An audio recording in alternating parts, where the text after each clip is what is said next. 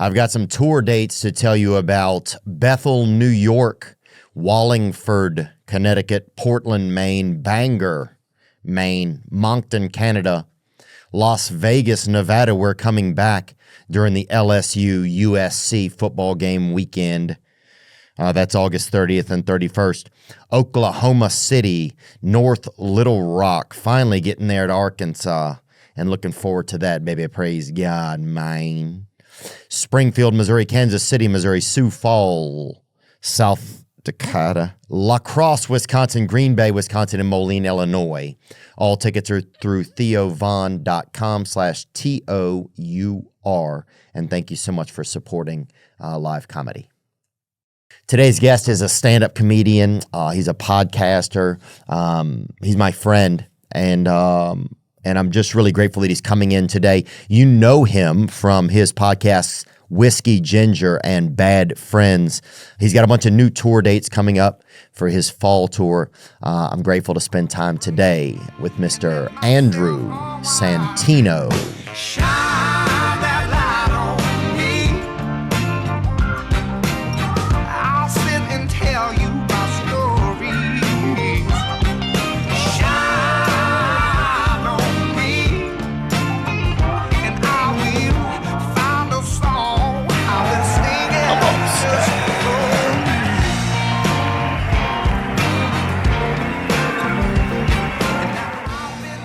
Fucking Fitzsimmons. Greg Fitzsimmons? What's wrong with him? He's finally coming out. No. After all these years, because I'm sick of, I don't want to hide it anymore. I'm tired. Dude, I went to dinner with a buddy of mine the other day. Came out of the closet. At dinner? Yeah, before we even ordered appetizers. I'm like, let me get something in my belly first before I hear that kind of news. well, let me get something in my mouth if you've had something in yours. You know what I'm saying? That's how I know. It's like, yeah, bro, because there was nothing to do. You know, I didn't realize how nervous I would get if somebody was like, I guess like immediately gay in front of me, or like they, you know, it was like a reveal. I don't know if it's called like revealing. It's called a surprise. Yeah, surprise gay. Surprise, I'm gay. Yeah. But is it a surprise? Because we usually know. We almost always know. You don't have a good... This I had no idea. I have a really good gaydar. Really? Really good. My uncle used to get the hiccups if somebody was gay around him. Right, yeah, you get congested. Well, he just couldn't handle it. I think there was something inside of him. The Lord, maybe. And you'd see him start to fucking kind of bubble up a little, like a fucking, like he was made out of champagne, you know, just, you know. And dude, here was the crazy part though, dude. Years later, it's just he started getting around his son, and then he started fucking losing his mind. He thought his son was gay, and he wasn't. We don't know. We don't know. You know, at higher altitudes, I think there's more gay people at higher altitudes. Can you look that up? I think there might be. Well, it does make sense. They're more exposed. Yeah, higher altitudes. Wow. People at higher altitudes have more. Yeah, right. Wow. You know, it says who should not go to high altitudes. Should gay people go to high altitudes or no? Well, it says sickle cell, so brothers aren't allowed up there. Yeah, no way. But you know, that's probably, it's closer to God. So, you know, you're up there. You got to be careful. He likes who he likes. That's right. That's all we're saying, dude. Andrew, thanks for coming in, dude. Thank you, man. It's been a minute. Really, really appreciate it, bro. Congrats on Bad Friends, all the success you guys have had. Thank you, man. Ditto. I miss you. Ever since you went to Nashville. We miss you like crazy. We talk about you like you're gone. You're not dead, but you're gone. Yeah. We just don't see you as much. What's different? I know. It's a lot different, man. How's it felt like? What is the comedy scene like? Because you've been here the whole time. I know you had thought about maybe moving. You had thought about, you went to New York for a little bit. Yeah, and I don't want to, I'm not going to go anywhere. Oh, thanks, brother. This guy. Is it too hot? You want to check it first? No, it's fine. But I'll throw it on him. Come here for a second. No, if I, no, I'm good here, man. I like it here. LA is, the comedy scene is good. It just got shaken up, and then so now it's back to like humming again. Like everything kind of feels a little bit smoother. But for a while it was like everyone's gone, everything disappeared, everything got quiet. Now I think it's like leveling out. Yeah. You know, it's like if you're panning for gold, you got to shake some of the shit out. Oh, yeah. And I think also it probably creates a lot more stage time because, I mean, it was hard for, like, Joe, Tom. I mean, we kind of were coming up like after them a little bit. Oh yeah, big time. And it was tough for us to get, like Consistent, yeah. right, as much as like they, and so that's just the cycle of it, I guess. Yeah, but you never had a thought to go to Austin, right? You were never going to move down there. I thought about it, and I'm still thinking about maybe getting a place there. Yeah. Yeah, just because I went down there for 2 weeks, and I picked up 8 new minutes. Yeah, it was great. And it was like, I need this. But do you like barbecue? I don't. I mean, not as Tim Dillon. He didn't like it. Remember, that was his big thing. He's like, fuck the barbecue. Yeah, he didn't like it. Yeah, and fuck Tulsi Gabbard. He didn't like her. Yeah. Why is that? He just throws in. It's always a food and a politician with him, Like, I hate German chocolate cake and Pete Buttigieg, he always fucking like kind of put those things together. Yeah, Tim, also barbecue, even the best isn't that good. It's food for uncivilized hicks, lesbians, and car salesmen. Oh, damn. Well, I am one of those 3. I never. He's not wrong. He's not wrong, dude. It's not a meal that I want to eat all the time. Yeah. I think it's a hot take, but I don't like it. Everyone talks about it like it's the best. I feel sick afterwards. I don't feel barbecue? good. Yeah, I feel sick. I don't need all that meat. That's absurd. What am I doing? Oh, yeah, that's a good point. Am I storing up for the winter? I don't need all that beef for it's 4 pounds of meat. Oh. I'm all right, man. Yeah, now when you say it like that, it really is kind of sad. And the sauce is just so much like sugar and like it's sugar. It's all sugar. Yeah. It's burned. It's like burned sugar. Yeah. And they just lather burned sugar on beef, and you have to just sit there and pretend like your teeth don't hurt after you eat it. I have acid reflux and my teeth hurt, dude. I don't want to do it anymore. It's tiring. Bro, that should be the thing. Which barbecue gives you the least acid reflux in your teeth? It stings. Fuck, I never really thought. It's so true. I never really thought about that. Because, I'll drink a sip of cold water after and it hurts so bad. Yeah, it stings. Yeah, your teeth are recovering. Oh. It's like they got in a motorcycle accident. Oh. Yeah, they're bruised for a week or 2. Wait, somebody told me you got a bike. Did you get a bike? I got a Did you get a motorcycle? No. I got like an 8-speed. Actually, my neighbor told me is that I guess it's about an 8-speed. Yeah, it's 10, but a couple of them. Well, did you pay for 8 and you got 10? Huh? It's a pretty good deal. I don't know. No, it's missing something. I got to go through them again. It's so hard to count the gear. It's like knowing if you really have 10 or whatever. It's like it's like who gives a fuck. Well, and then there's that one that's just like this, whatever that gear is on the bike. Yeah, that's like, absurd. hey, I should be juggling. That's the queer gear. That's the queer gear. Yeah. You're just kicking the air. Hey. Yeah, that's the meat and fellas gear. There was always a kid growing up who knew how to fix the chains when they fell off. You know that kid? That kid was such a weird, interesting dude. If the chains were messed up on the gear switching, he knew how to fix everything real fast. Brake line, he could replace the brake line. Yeah, and then he just disappeared into the fucking ether. Yeah, he died. That kid dies really young for no reason.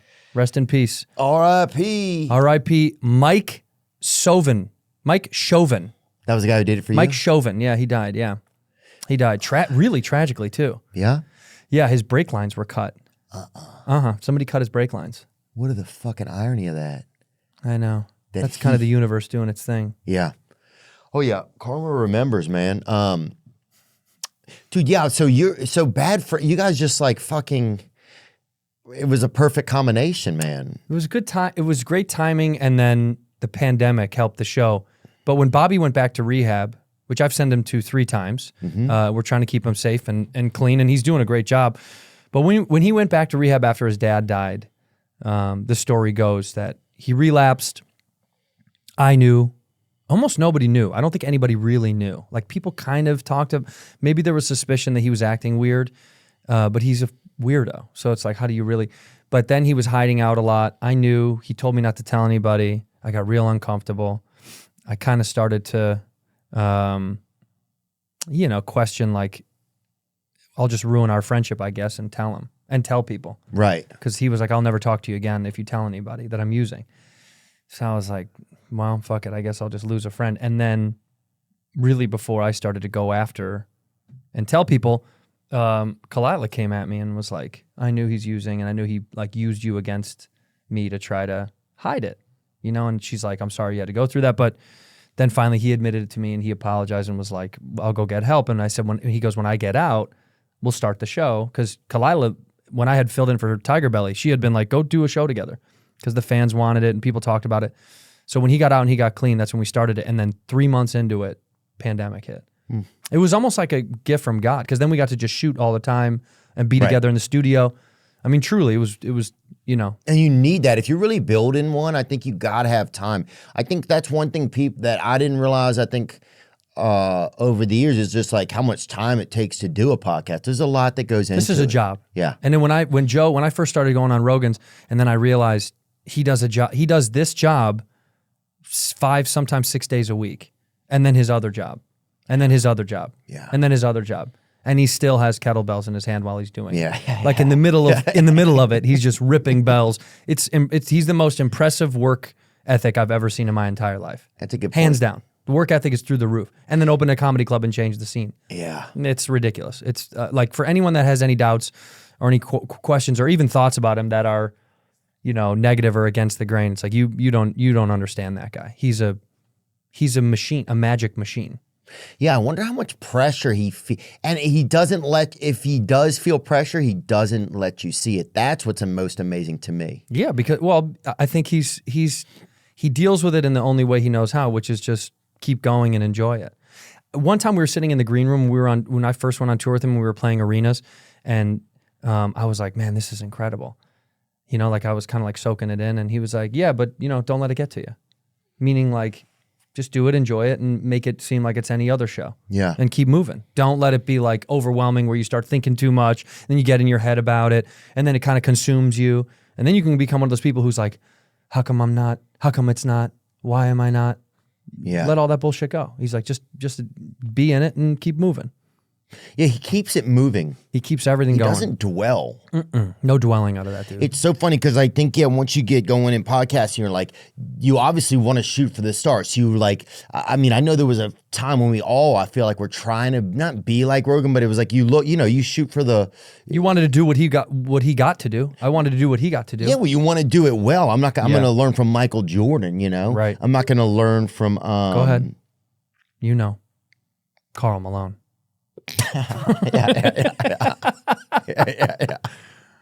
Karl Malone. Yeah, I'm not gonna learn from Karl Malone and his fucking 12-year-old wife child, you know? Gross. And that's alleged. People don't know that, but everybody knows that. But I want to know, what was it like touring with Bad Friends? Me and Bob on tour. Yeah, because I remember I ran across you guys. We were in DC. DC.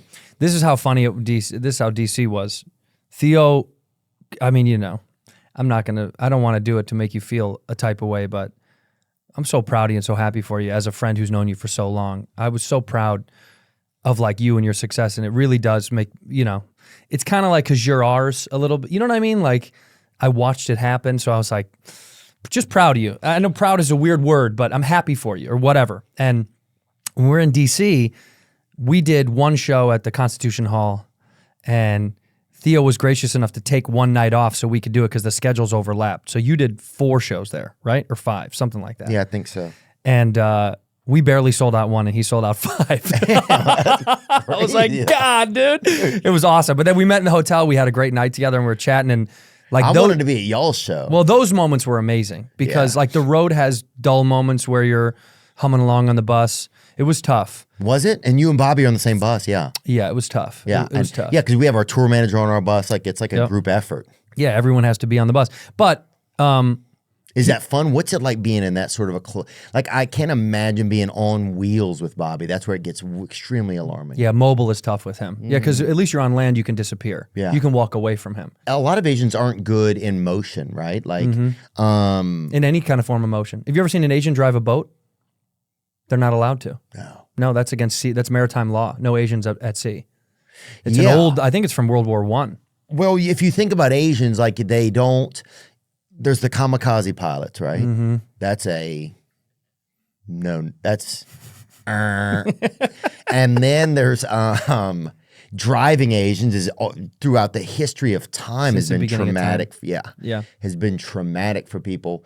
And then even like if you go to look at like Iwo Jima, like the troops, they would hide in the tunnels, or in Vietnam in the Cu Chi tunnels. Like it's very, once they get in motion, they can't handle it. Yeah, they get afraid. Well, you know, I think it's tough when they're like Bob. If you ever see Bob try to like run or like walk fast, Oh yeah, he so starts to sad. wobble. Yeah, he'll get off axis. It's Yeah. kind of strange. I'll have to hold him sometimes if he's in a hurry. Yeah. So I'll shoulder him up if he's in a hurry so we can walk in a straighter line. Yeah. It's nerve-wracking.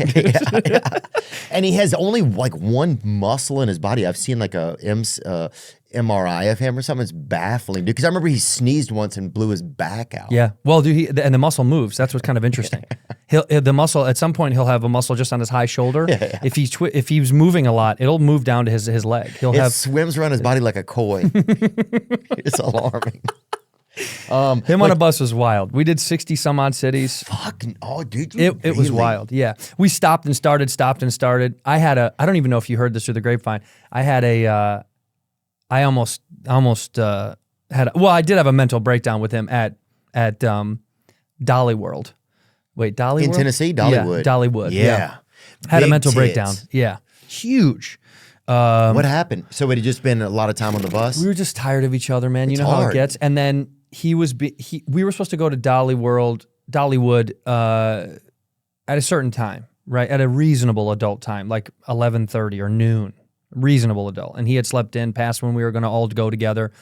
Then he threw a fit about it, that we were rushing him, which is insane. What do you need to really do? You put on the kimono and let's go. Yeah. So we get on the bus, we go, we get to Dollywood, we get in, and then he says, I want to sit down and eat a meal. And I said, we just got here. Let's go enjoy it. All the crew is with us.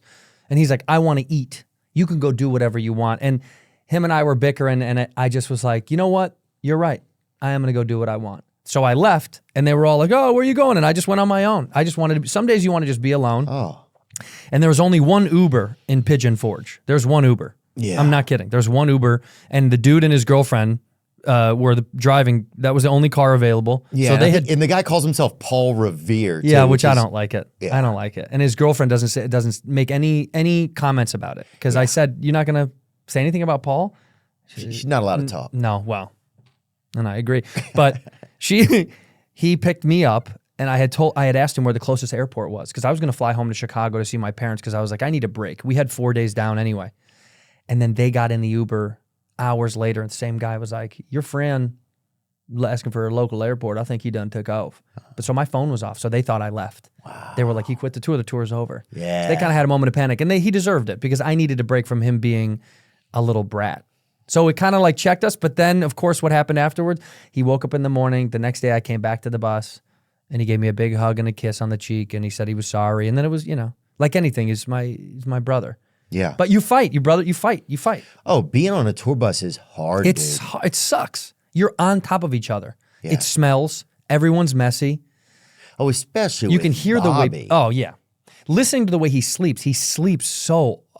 It's so weird the way he sleeps. You can hear him sleeping. Yeah, somebody said he sounds kind of like a little bit of like a generator, you know? Or Wait. Yeah, that's yeah, like it. like he has a bad fan belt or something, you know? Yeah, something. There's a hiccup. There's like one thing skipping over. It needs to be realigned, but he'll never get it done. Like his DAT fan belt is off, you know? Oh, he'll never get it fucking realigned. No, he'll never get it bro. realigned. Bobby is one loose, he steps on one bad rock and he's fucking. He's gone. That's it. So I don't want to lose him. So I really do take good care of him. But it was a great tour. We had a great time. But we're going to go down to Australia at the end of the year, because we owe that to them, because we canceled it. And then after that, we're not going to tour for at least another whole year. For Bad Friends. Yeah. Oh, yeah. Well, you got to take some breaks, man. And you got to, I know you're doing your own too, Yeah, right? I'm doing my own tour in the fall to shoot my new special. I'm doing with Hulu. Oh, nice.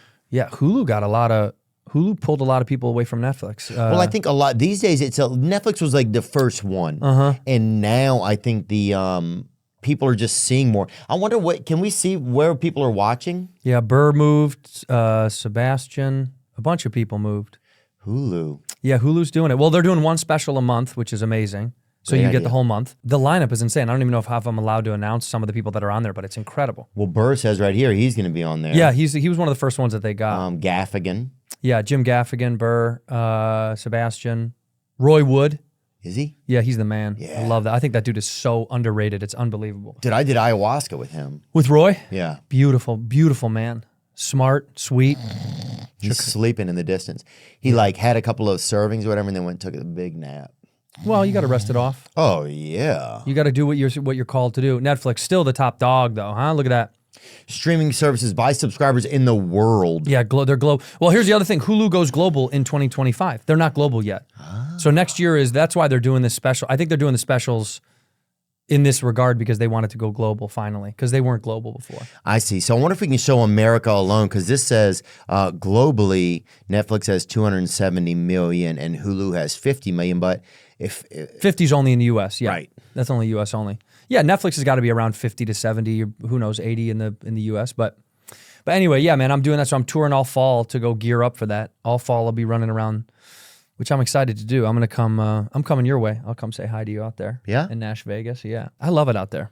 I have such a good time when I'm out there. do you? I really do. And I love Lucy at Zany's, and I like it over. It's just not. A lot I don't of know. golf over there too at your world. Big golf. I played some good golf out Oh, there. if you like to have a little bit of whiskey and golf, Nashville really is your place, man. I think about that all the time. It's like, man, I kind of don't have the two great elements that people love here the most. Why wouldn't you golf? You think you could? I think I could. You're athletic. Yeah, I should probably spend a little more time doing it. I don't want to go out. I've been out there and it's not good. And I don't want to go out there again and waste people's time because people are a little more serious about it there. Well, see, I'm good at golf, but I don't give a shit how good people are that I play. I couldn't care less. If you're fun, I don't care. Oh yeah, I just got back from Scotland. No way. Yeah, I went to St. Andrews, the old course, man. It was so much fun. Was it really? I went with a bunch of friends. Yeah, I went with a couple. I actually went with only one good. I went with Charlie Day, the actor, and a bunch of his friends. So I was like the last guy invited. I was like, hey man, No way, dude. St. Andrews. Yeah. What's it like? Honestly, man, it was a dream come true for me. Like as a kid, those are like, you always want to play the courses the pros get to play. And Oh, yeah. I got to play at St. Andrews, and we played at 5 other courses, but traveling around Scotland, I mean, honestly, such a beautiful, beautiful country, but truly the worst food I've ever had in my entire life. Oh, it's all war meals. It's unbelievable. It's unbelievable. It's You're like, well, get back out there. Get back out there. Yeah, gotta get back out there. Just get some food and go. It's terrible. It's terrible. And also, this is proof. You need minorities. Yeah. You have to get people with melanin to get good flavor and spices. It's way too many whites. It's flooded with whites. Oh, yeah. It's overwhelmed. Well, I've always said, too, like a lot of people are like, we need less crime in some of these cities. I'm like, but you're going to have less good recipes. Mm-hmm. Bad food. Yeah. Bad food. Yeah. What's the balance? Yeah. You want good food? Yeah. Yeah, dude. If you want good food, dude, you're going to need bars on your windows, okay? Sorry, you get a cage door. Big deal. Lock it up at night. But it's so true, man. People don't want the crime, but they want the food, and that's the kind of shit that's just not fair. Yeah, Scotland was fun. It was just damn. It was dude, beautiful. So it was beautiful. We went over there for like 8-9 days or something like that, and it was a beautiful little trip to go golf. But it's honestly a bonding experience for friends. It's just a way to see your friends because as we get older, we don't see each other as much. Yeah. We just don't. Like we have to run each other on the road, or you have to set up a good dinner. Like I was at dinner with Spady and Swartzen the other night, and it's like, but you have to fight to set it up because everyone's schedule is like, it's gone. So you have to cognizantly go, I'm going to do it. We have to like map out the time. So this was a way to like make no excuses, say I'm doing it. Don't throw in more work, just go. Oh, that's awesome. Dude. Yeah, it was good for really you beautiful. for making that and setting it out for yourself. Yeah. That's a hard thing to do too, because I know you're competitive like me and you want to Keep grinding. Yeah. Yeah, and you're a grind addict. I mean, I am too. It's bad, but you're like, I want to keep doing shows. I want to keep growing my career, and I want to keep building this thing because it's fun once you're doing it. But if you don't take a step back to go do a thing for you, I don't know, man. You're gonna, you're gonna be gone. Yeah. Certain parts of you starts to disappear. Starts with my hair for me. A lot of times I'll start falling out. That's when I know I'm getting too stressed out. When you're stressing out too much. Yeah, I can just like, My I'll back. just start finding it. My back will my back will seize up. I'll start having back problems when I get really stressed out. One time I couldn't feel my foot for like a week. Dude, the worst thing is, say you're in the bathroom, right? Mm-hmm. And you're sitting down and you You're pooping. That's what I was going to say. But, yeah. I got it when you said sitting down. Yeah. Yeah. So you're doing a poop or whatever, doing a number 2, and your legs fall. So you've been there for a long time. Has that ever happened? I like that a lot, Oh, actually. dude, I that was love it. crazy. I like it. Because then you get up all wobbly bobbly. Oh, When you get up off the toilet, then you look like a Kill Tony guest. You know what I mean? You start wobbling around your bathroom. Oh, dude, you can't even make it back to wherever you're going. Like, if anybody saw you then, just like, what kind of shit did you take? How long were you there? Dear God. Yeah, but you know what's so brother. funny is I got told that you can't. I spend a lot of time in the bathroom. I read. I like to sit and read. They say you can't because that's how you get here. They can look it up. That's how people get really bad hemorrhoids from sitting too long. Yeah, but I'm not pushing harder. I'm not doing it. I'm just sitting and chilling. But they say if you sit too long, that's how you incite hemorrhoids because of the blood flow. So now I don't get to sit and chill anymore. But that was my place. See, look at that. Hemorrhoids are when the veins or blood vessels in and around your anus and lower rectum become swollen and irritated. Yeah, sitting on the toilet too long can cause it. It's bad. You got to get off of that. I bet this used to happen a lot in like 1600s and shit. Well, think about this. They used to poop in holes in the ground. They dig a hole, so it was uncomfortable. They couldn't Relax. They weren't relaxing. Right. No, it's quick and out. You know, like if you've been camping, I had to poop against a rock. You got to lean against a rock and poop. You got to get out of there. Yeah. You don't have time to like sit and think. Although, maybe in like the you're talking like a Victorian era, right? Whenever toilets were first, like a nice sitting toilet was invented. Yeah, when was that? They probably did really sit and really. Oh, once somebody rolled in with a toilet, dude, which is basically like a car for a shit. Right. People were like, who is this?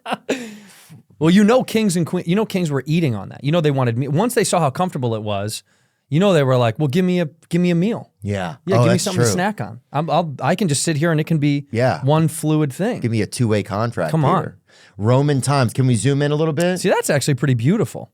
Oh, a group shit, dude. Imagine that.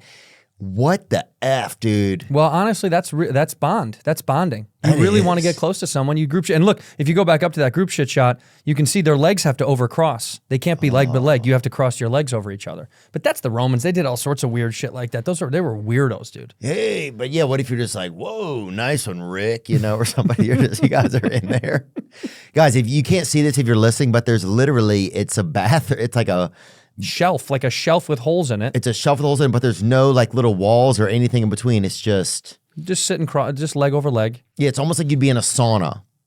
But if somebody cut holes in there and then people were allowed to do number 2s as they wished. It kind of looks more Greek than Roman, to be honest with you. It looks like Greeks were into all sorts of fun stuff like that. Yeah, they were more like perverted and stuff like that. Super perverse. By 315 AD, Rome had 144 public toilets. The Romans treated going to the toilet as a social event. They met friends, exchanged views, caught up on the news, and wiped themselves with a piece of sponge fixed to a short wooden handle. What if you got last on the sponge? Oh. You want to be first on that. You don't want to be the caboose on that sponge. You want to go first. You want to be number 1 for number 2. Oh. What? Medieval times. Let's cruise up a little bit. This is really interesting. In medieval England, people used potties and would simply throw their contents through a door or window into the street. Yeah, you'd shit and toss it. Yeah. Unreal. Yeah. The more affluent would use a garderobe or protruding room with an opening for waste suspended over a moat. Right. Oh, wow. So that was almost like plumbing. It was like it had a way to get out to the moat. But that was also, and then that's another way to keep people away from your castle too. Oh yeah, because they got a shit river floating around it. You don't want to get in that. You didn't even think about that about moats. You thought it was like this clean water. Ugh, it's shit river, bud. See, that's a nice story. That looks like on a plane. That's just from American Airlines. That's just a shot from. France's Louis XI hid his commode behind curtains while Elizabeth I covered hers in crimson velvet and lace using sprigs of herbs to disguise the odors. Well, yeah, you forget they didn't shower. They showered like once a month or something, if you're lucky. Yeah. So they stunk. A lot of them stunk. I don't know which one it was, but one of the queens, which queen notoriously never showered? There was one that like refused to shower. And she loved it. She thought it was like... I wonder if she's from Slidell or not. Fake history on her. The curious claims about Elizabeth I's bathing habits. Yeah, she did. So she did bathe.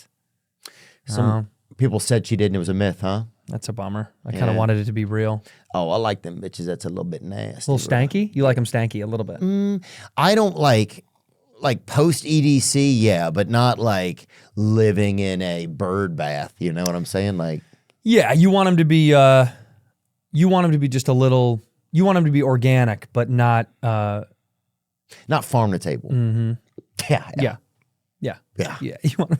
That's what I want. The Summer Olympics are popping off, baby. That's where it's at.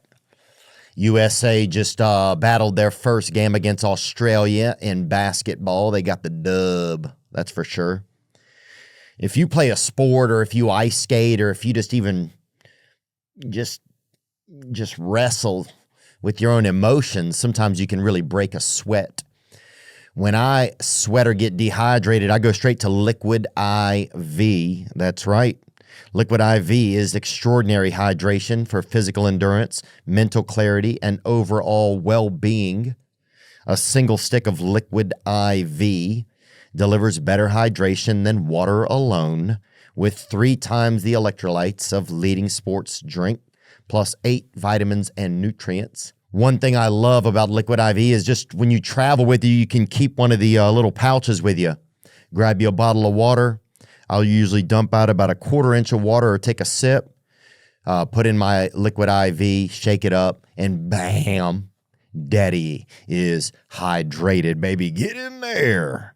Liquid IV is the #1 powdered hydration brand in America. Turn your ordinary water into extraordinary hydration with Liquid IV. Get 20% off your first order of Liquid IV when you go to liquidiv.com and use code Theo. That's LIQUIDIV.com. That's 20% off your first order when you shop Better Hydration today using promo code Theo at liquidiv.com. Are you taking that dream vacation this summer, but dreading the cost? Well, Ibotta can get you cash back on all your purchases, so you can spend more time making memories this summer and less time dreaming about them. Ibotta is a free app that lets you earn cash back every time you shop. Earn on hundreds of items from groceries to beauty supplies, even toys. So you can make sure you're beating inflation no matter what you're purchasing. The average Ibotta user earns $256 per year.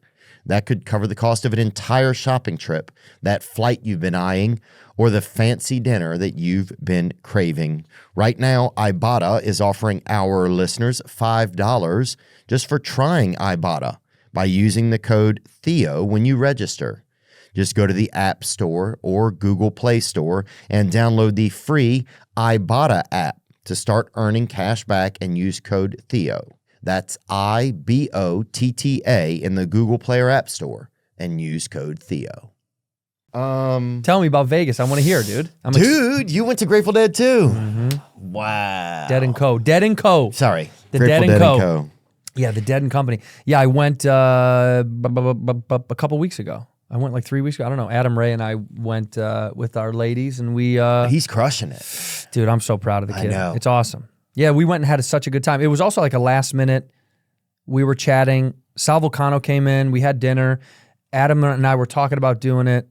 And John Mayer, who's a sweetheart, was like, whatever you guys want. Like, you want tickets or what do you need? And I was like, I don't think we can make it through this super last minute. And then in the morning we woke up and I was like, all right, we'll go. You know what I mean? We just were like, we got to do it. Like, it's a 35-minute flight to Vegas. I was like, we got to go. And we had an absolute amazing time, man. It is one of the greatest visual and audio shows I've seen in my lifetime. The Sphere is, I mean, it's worth every single dime they overspent on it. And they're losing money. I think they're hemorrhaging money, that place. Yeah, that's what it says. I know that to build the crane alone that they used to build the Sphere, and check me on this, but it took 100 trucks just to bring the stuff the crane is made out of. It was like the 4th biggest crane in the world. I think it's from Belgium or Berlin. Well, I mean, Berlin. But it took that many trucks just to bring the pieces of the crane. And then it took a couple of weeks to put the crane together. Yeah, what crane builds the crane? Yeah. What crane was first? You know what I mean? Yeah. What's the first crane that built the cranes? So true. At a certain point, you're like, oh, we need a crane to build this crane. And then what crane is building that? Back on the crane gang. That's right. And you know who built it first? Come on. You know who built the first crane? The first crane? I don't know. The Egyptians. Oh, they did? Yeah, that's how the pyramids were built. They built cranes. Of course they did. Yeah. Yeah, what the fuck? Well, people are always like, who moved these stones? A crane. Yeah, you idiot. What the fuck? What the fuck? A guy didn't do it. They built a crane. Dude, I love how I've met every white person I meet is like, oh, the pyramids, aliens. Every Egyptian person I meet is just like, oh, these are some fucking. My dad loves ancient aliens. That's his favorite thing on earth. Yeah. He's obsessed. And I say that on stage. I say he loves ancient aliens, which is crazy because he hates illegal aliens. And I said, Dad, you can't pick and choose. They both built the pyramids, man. You got to be careful. He's obsessed. Why are whites are so obsessed with aliens? It's our number one thing. I think it's because like a lot of whites are so comfortable. Too comfortable. Right. They're too comfortable. So it's like you start to worry about other shit. That is true. It's like how you feel. You start to worry about, oh, alien, like, you know, is there anybody else out there? Like it's definitely, those are creature comforts. Yeah, when you get too comfortable, you start to worry about things that you have no familiarity with, that you're just going to you kind of make it up. Yeah. Because it feels like it gives you something to do. Right? If you don't work, let's say you're raising a family, you don't have a job, you're stay-at-home mom or dad, there's a downtime when they're napping. And what are you doing midday?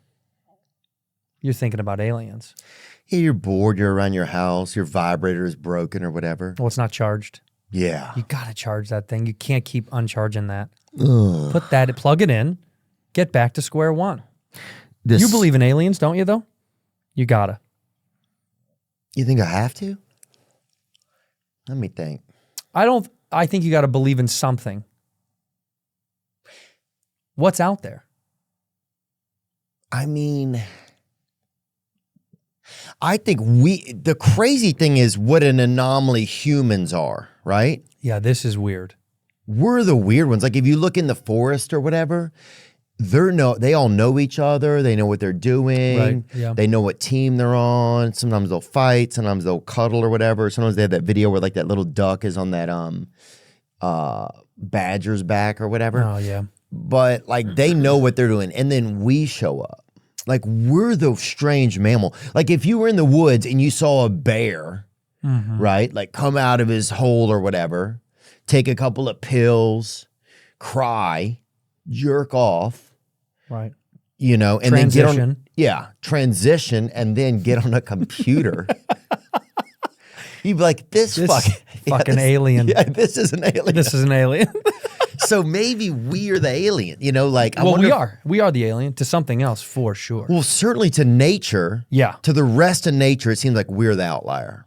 Like to fish. I always think about fish. We have to be so annoying to fish. Just stepping in their house. And then they have to get out of their own house. Oh, yeah. Imagine somebody gets in your house. Imagine you just have to leave. Yeah. And then when they're done enjoying your house, then you get to come back.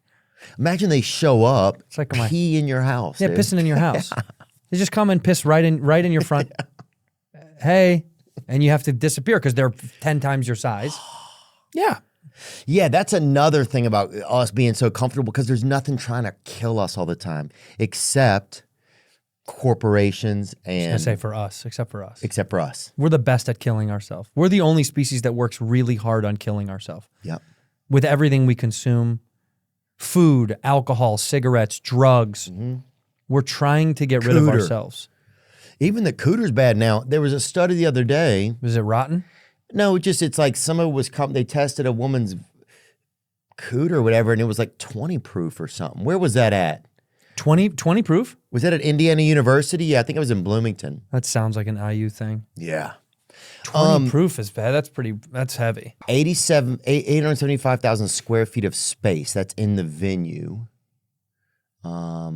Man. Oh, yeah, COVID delayed it. I remember that, and U2 was number one. U2 started. Who's there now? The Eagles are coming, something like that. Eagles right? are coming. Yeah, Eagles are about to do it. Yeah. Wait, tell me though, did you really enjoy the show? And have you been a Dead fan? Do you like the Dead? I haven't been a Dead fan. I probably know like 6 or 7 of their songs, probably, right? Yeah, well, that's you. So you like them? Pretty good amount. Yeah, Yeah, I like them. My brother is a huge Grateful Dead fan, but he didn't want to maybe see Dead and Co. because he didn't want to spoil, like, he's like a Jerry. He's like he was he liked Jerry. Right. And so, but he wanted to go. He lives by Mount Zion, so we met over there, and I wanted to go. We wanted to do something together. And yeah, I think I love that they have so much art. There's so many little things about the Grateful Dead that since they have a lot of cool and unique art and stuff, they're able to make a lot of neat stuff to put into the visuals, right? Whereas if you were a band, if you're like, Guar maybe or something, or Sinead O'Connor, Joe Just Siwa or somebody. I don't know if you're going to be able to fill that space with enough intrigue, right? And history, right? Right. You almost need something that's a bit historical, maybe, or something that's extremely artistic. Like a group that has a lot of ambiance that comes with it. Right, you can't do a solo artist would be a little hard there unless they have such a rich story to tell. Right, like a Michael Bublé or something. I don't know. But if it were just Christmas and they were able to make really cool Christmas shit in there, then that's a way to do it. Yeah, Bublé at Christmas would be nice though. Yeah, he is really talented. That guy. People love him at Christmas. No, Rest I think of the year, whatever. Well, yeah, no, I don't need him. I really don't need him. Yeah, Bublé-later, dude. It's pretty bad. But what else did I think? I thought it was amazing how there's like these things in the seats called like haptics or whatever. And so sometimes your seat will move, right? So some of the seats, I think like 10,000 of the seats. They have haptics. Yeah. Right. And so they'll have like a reaction so that's kind of crazy. I thought it was interesting how sometimes, you get there right in the beginning and it just looks like a futuristic, like kind of cage or something you're in. Yeah, like a inner workings of a machine. Yeah, it's not just like you're looking at a screen. It looks like robot guts. Yeah, or like inside of a video game. Yeah, some like video game you went into like a space world or something. Mm-hmm. And then it all kind of starts to happen. And they don't give you everything at once. They don't show you all their tricks at once. No, they roll it out slow. That's a great shot. Wow. That was U2 probably, I bet, because that wasn't what's wild about it is they give it so much dimension, through tricks of the LEDs, and it really is kind of mind-boggling. I guess people get really dizzy. Like some people they have to take them out of there because they get so dizzy from the movement, because the movement is crazy. It physically, like, it moves so heavily that I think people get disoriented. Yeah. Oh, there's times where like the way that they do it, you feel like the whole thing is moving through space or time. Like the entire venue. It feels like you're moving with it. Yeah. Yeah. I think they said people with kind of like same thing with strobes, like people that have heart problems or high blood pressure. Epileptics or something? Epileptics, or if you're French Canadian, you're not supposed to go there because it's dangerous for those kind of people. And it's just a historical unfortunate truth. They get sick easier. Fuck. Yeah, it's sad. But it was a beautiful time, man. It was a beautiful time. I enjoyed it so much. And it was long, and like you really kind of get a story, and I loved it. And I thought what was really cool too at the Dead show was like if you went down to the street, if you went down to just the stage where the stage is, and if there was nothing on the back and nothing on the screen, the stage only had a few lights on it. It literally looked like you were at a backyard concert. Yeah, it's really crazy. It's like it's so minimalistic and then so grand at the exact same time. Yeah, I mean, it's really beautiful. It had like 5 lights behind the guys, or 6, small lights. And then that's U2. That's U2, yeah. And then it had a very and so if the screen was off, it literally looked like you were at a backyard show. Yeah. Like a band was playing in somebody's backyard. But yeah, I would totally recommend it. I heard somebody refer to themselves as a sphere head after. They're like, I'll never see a show anywhere else now. I'm a sphere head. It's pretty limiting. Yeah, definitely limiting, but it was interesting. I'd never heard, I'd never thought like I'll only see a show at a certain venue. Yeah, dedicating to a venue is tough. Yeah. Because you're only going to get what you're going to get. Right. But I mean, that's kind of life, isn't it? You're going to get what you're going to get. Yeah. So if you become a spherehead, you might as well soak it up. Yeah. Yeah, but what else? Yeah, what does this crane say? The fourth largest crawler crane in the world. Wow. That's the crane. A 580-foot tall crane. Man, imagine being Sarens. It's made by a company called Sarens. Imagine being David Sarens. That's your crane. Wow. What does your family do? We're crane guys. Oh, big money. We're crane guys. Have you ever seen the Costco guys? Have you ever seen these two kids? The son and his dad? We're Costco guys. They go to Costco and they just eat stuff and they review it. Oh. Yeah, the world is burning. The Statue of Liberty can fit inside of the sphere. Wow. And the sphere is interesting because right when you walk in, it does feel, the whole thing feels like a presentation kind of, Oh, yeah. Like even the original interior is so neat. You're like, you don't just walk right into the venue kind of, you walk into like a normal venue would be like this other, like the hallways and stuff and the four, Yeah, wow, 2.2 billion. Yeah, look at the Statue of Liberty. Look at the little tiny girl. Oh, dude, all the bitches are in there, her and all her friends. Yeah. Well, not as much anymore. They don't talk to Sheila. Yeah? They got into a big fight, I guess. Oh. You been to Statue of Liberty? Yeah, I think I have. Did you go up in her head? Yeah. Oh, yeah, I went up there, dude. She was just pissed at her ex about something. When I was there. Right. I actually was fine. I think when I went and visited her, she was in her hoe phase, so she was having a good time. Oh, damn. She was spreading love. Really? Yeah. I heard that's why France sent her here, dude. 'Cause she got a little out of control. Being too much for France, by the way, because they're all whores. That's Paris got ranked the sluttiest city in the world a couple years in a row. Yeah, back to back. What am I doing in Nashville? Well, you got to go to Paris. I mean, do you speak French? But being from the South, being from where you're from, people do speak a little bit of French. A little bit of French, right? Yeah, a little bit of like. Les bon temps roulés. That's what I'm saying. See, that's you're halfway there, baby. Let's go. That just means to let the good times roll. That's a great thing to do. Well, there you go. That's all you need to say. It's not bad, but it's like this guy just keeps saying let the good times roll. This guy is mentally retarded, dude. Yeah, but also welcome to the party. Maybe they think you're worth the fun. That's all he knows, and that's okay. This guy does it. But even seeing the sphere from your hotel room, I can't even explain how it feels like something fell off of another planet. All right, that looks alien. And landed here. That's the most alien part is just seeing it. Yeah, it does. Yeah, and walking up to it feels kind of daunting. It feels very like a Millennium Falcon-y, like it's this big, daunting, intricate. Yeah, it is true. That does feel foreign. It feels foreign, and I don't mean that in a bad way. I don't mean that in a negative way. Yeah. Because I know the word foreign people are really taken to heart these days. Most sexually active cities in the world. What'd I tell you? Paris, baby. Wow, Number Paris. one. Number one. They're back-to-back champs. But Paris has also been referred to as a queer city. Well, yeah, we say that. Oh, yeah, that's yeah. LA is number 2? No way. California has the highest reported rates of Genar. Oh. Syphilis. Yeah. Syphilis. Congenital syphilis. Congenital syphilis. Another piece of data likewise provides that young individuals account for more than 5 out of every 10 chlamydia infections, and more than 87% of those are youth of color. Hey. London. I really would not think London would be high on the... Yeah, I think British women are more casual about sex. I think Europe probably is as a whole, right? Everybody in Europe. Yeah. We're a little staunch. But I guess that means that if LA's number 2, we're kind of like a European city. Berlin. Yeah. I imagine Germany, sex work, homosexual sex have always had coexisted in the idea of commercialization in Berlin. Yeah, the problem with that is, in Berlin, you got to kind of be a part of what they want you to do, and I don't know if you know anything about that stuff, but in Germany, it's a little too much. It's pretty intense. Yeah, it's heavy. They're perverts. There are a lot of perverts. Yeah. New York City, I could see that. Oh yeah.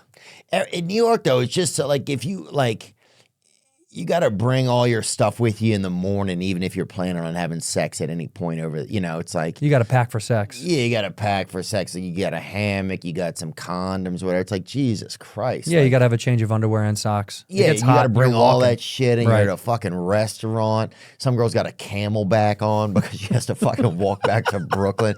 It just, there's no other crazy city to try to have to meet up with somebody than in fucking New York. It's ridiculous. Fucking in New York is, that's got to be a cumbersome adventure. Oh, fucking in New York is for the birds. I think that's why people get into relationships here because it's just like, oh, fuck, I'm not going home. I don't feel like walking. Yeah, it's too far. I'll marry you. It's too far. Dude, Trump. Yeah, man, insane. Where were you when Trump got shot, man? I'm not going to tell you. That's if the government's listening, just in case. I don't want anybody to hear.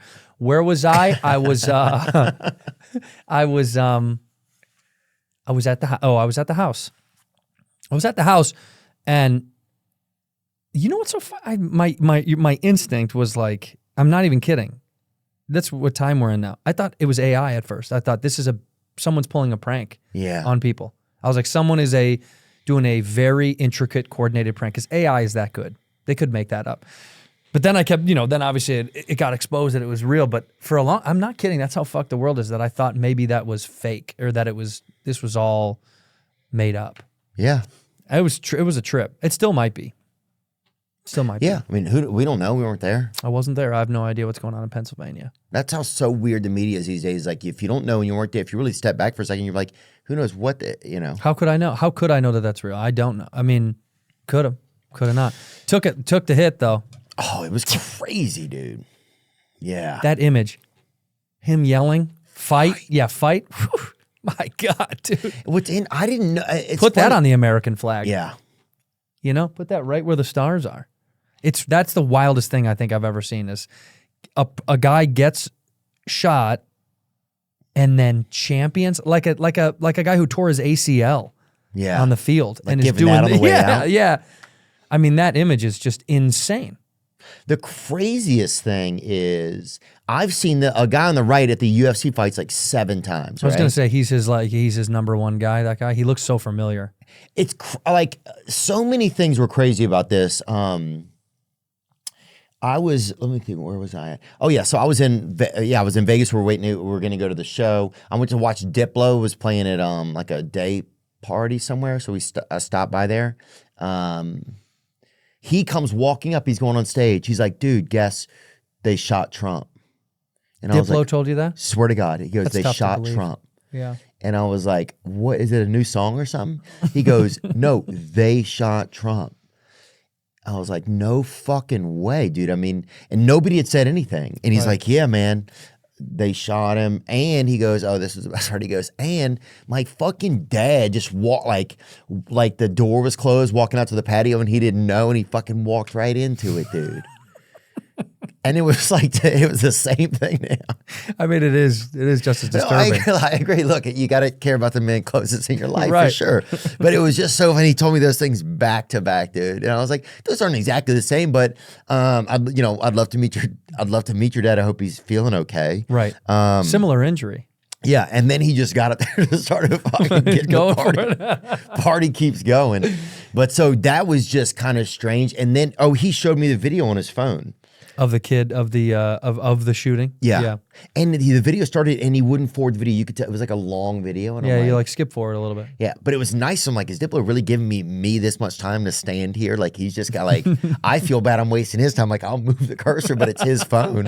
Yeah, you're not allowed to move the cursor on somebody else's phone. That's interesting. Crazy, dude. That's so flagrant to touch someone else's phone. Oh. What was the kid's name that did it? What they got him, right? They got he's dead and gone and Tommy Crooks. Tommy Crooks. It sounds like it. Yeah, Tommy Crooks. Sounds like he would do it. Yeah, Tommy Crooks. Who did it? Thomas Crooks. Yeah. But then you see a picture of the kid and you're like, what? No. Well, one of the wildest things is that people are saying there's no way. Did you see the diagram of where it happened? No. Was it really, what? Is it intricate? Bring that up. The diagram of like where he shot him from? The layout of what it looked like. It's like. Oh, he was right next to the. Right. And this is like Trump was speaking like off this way. Right. That's why he got his that right ear. Right. Yeah. Yeah, go to that. Let me see if that helps a little bit. Wow. Location law enforcement, snipers on roof. Stage where Trump was speaking. What were the snipers doing while they couldn't see the gunman? Bro, it looks like the only roof that was close to them was that one. So how did they not? And people were saying, you've seen the videos where people were like, hey, there's a guy right there. And they didn't see it. Huh. A little weird. This fucking dude. Now, this could be easily an actor. That's me. That is me with one of those silicone masks on from. It's like the Guy Fieri hat that you buy at the store that comes with the hair. What? His face is going. Well, he was up there. We was yelling. They didn't know. We kept saying, "Dude, he's on the roof, dude." They wasn't listening. I mean, you could that mouth. We could play it, but that's exactly what it is. I think. Play 20 seconds of it. Couldn't see him, but we could hear him. So we walked up. Oh, it is a fake hat. It is one of those. Probably 5 to 7 minutes of Trump speaking. I'm estimating here. I have no idea. He's got chewing too. But, big old dip. Yeah, he got chew stuck in his neck. We noticed the guy crawling, bear crawling up the roof of the building beside us, 50 feet away from us. So we're standing there, and, we're pointing at the guy crawling up the roof. And he had a gun, right? He had a rifle. We could clearly see him with a rifle. Absolutely. But they called him out, and no one did anything. The police are down there running around on the ground. We're like, hey, man, there's a guy on the roof with a rifle. And the police were like, huh, what? Like they didn't know what was going on. We're like, hey, right here on the roof. We can see him from right here. We see him. He's crawling. The police were, huh, what? And when have the cops ever been like, huh, I'm what? Myself, I'm like, why is Trump still speaking? Why have they not pulled him off the stage? I'm standing there pointing at him for 2 or 3 minutes. Secret Service is looking at us. Okay, stop it. I'm going to call this dude out. Go do something, dude. Yeah, what are you doing? Yeah, You're pointing at him for 2 minutes. What are you fucking just finishing a beer? Fucking 50 feet away. God gives you one chance to be a fucking hero. And instead you pop open another fucking bush light, dude. Both of these gentlemen are just interesting creatures. These dude. are actors, dude. Yeah, dude. This is the backup, dude. They got this dude off of Temu, this announcer. Look what he's even using to interview him. Yeah. That's mop. not even it's a mop. It's not even a dude. microphone. That's a Swiffer. Yeah, I don't try. This is very untrustworthy. That's so very untrustworthy, dude. I don't like it. But to think though, right? So they secure a perimeter. Imagine seeing, okay, you have a 20-year-old. He walked over there with a rifle bag. He walked like a half a mile, I think it says. And nobody said anything? That's the part to me that's like, half a mile is a long way to walk with a big ass rifle. with a fucking rifle. Now you are in PA. It is a Trump rally. See, the Still. weird thing is you almost expect everybody there to be walking with a rifle. They give you one on the way in. Yeah. So you kind of expect a lot of that, like, Yeah. This is a part of it. right. Yeah, that's true. Like the ambiance, you know what I'm saying? Like if it's at a Biden rally, somebody shows him with a rifle, you'd be like, oh, what the fuck's going on? But I feel like at a Trump, it's more like a, American symbolic. right, Yeah. NRA, bring your guns. Plenty of time. This is crazy though. These people are watching him right here. There he is right there. Right there, see him? He's laying down, you see him? Yeah, he's laying down.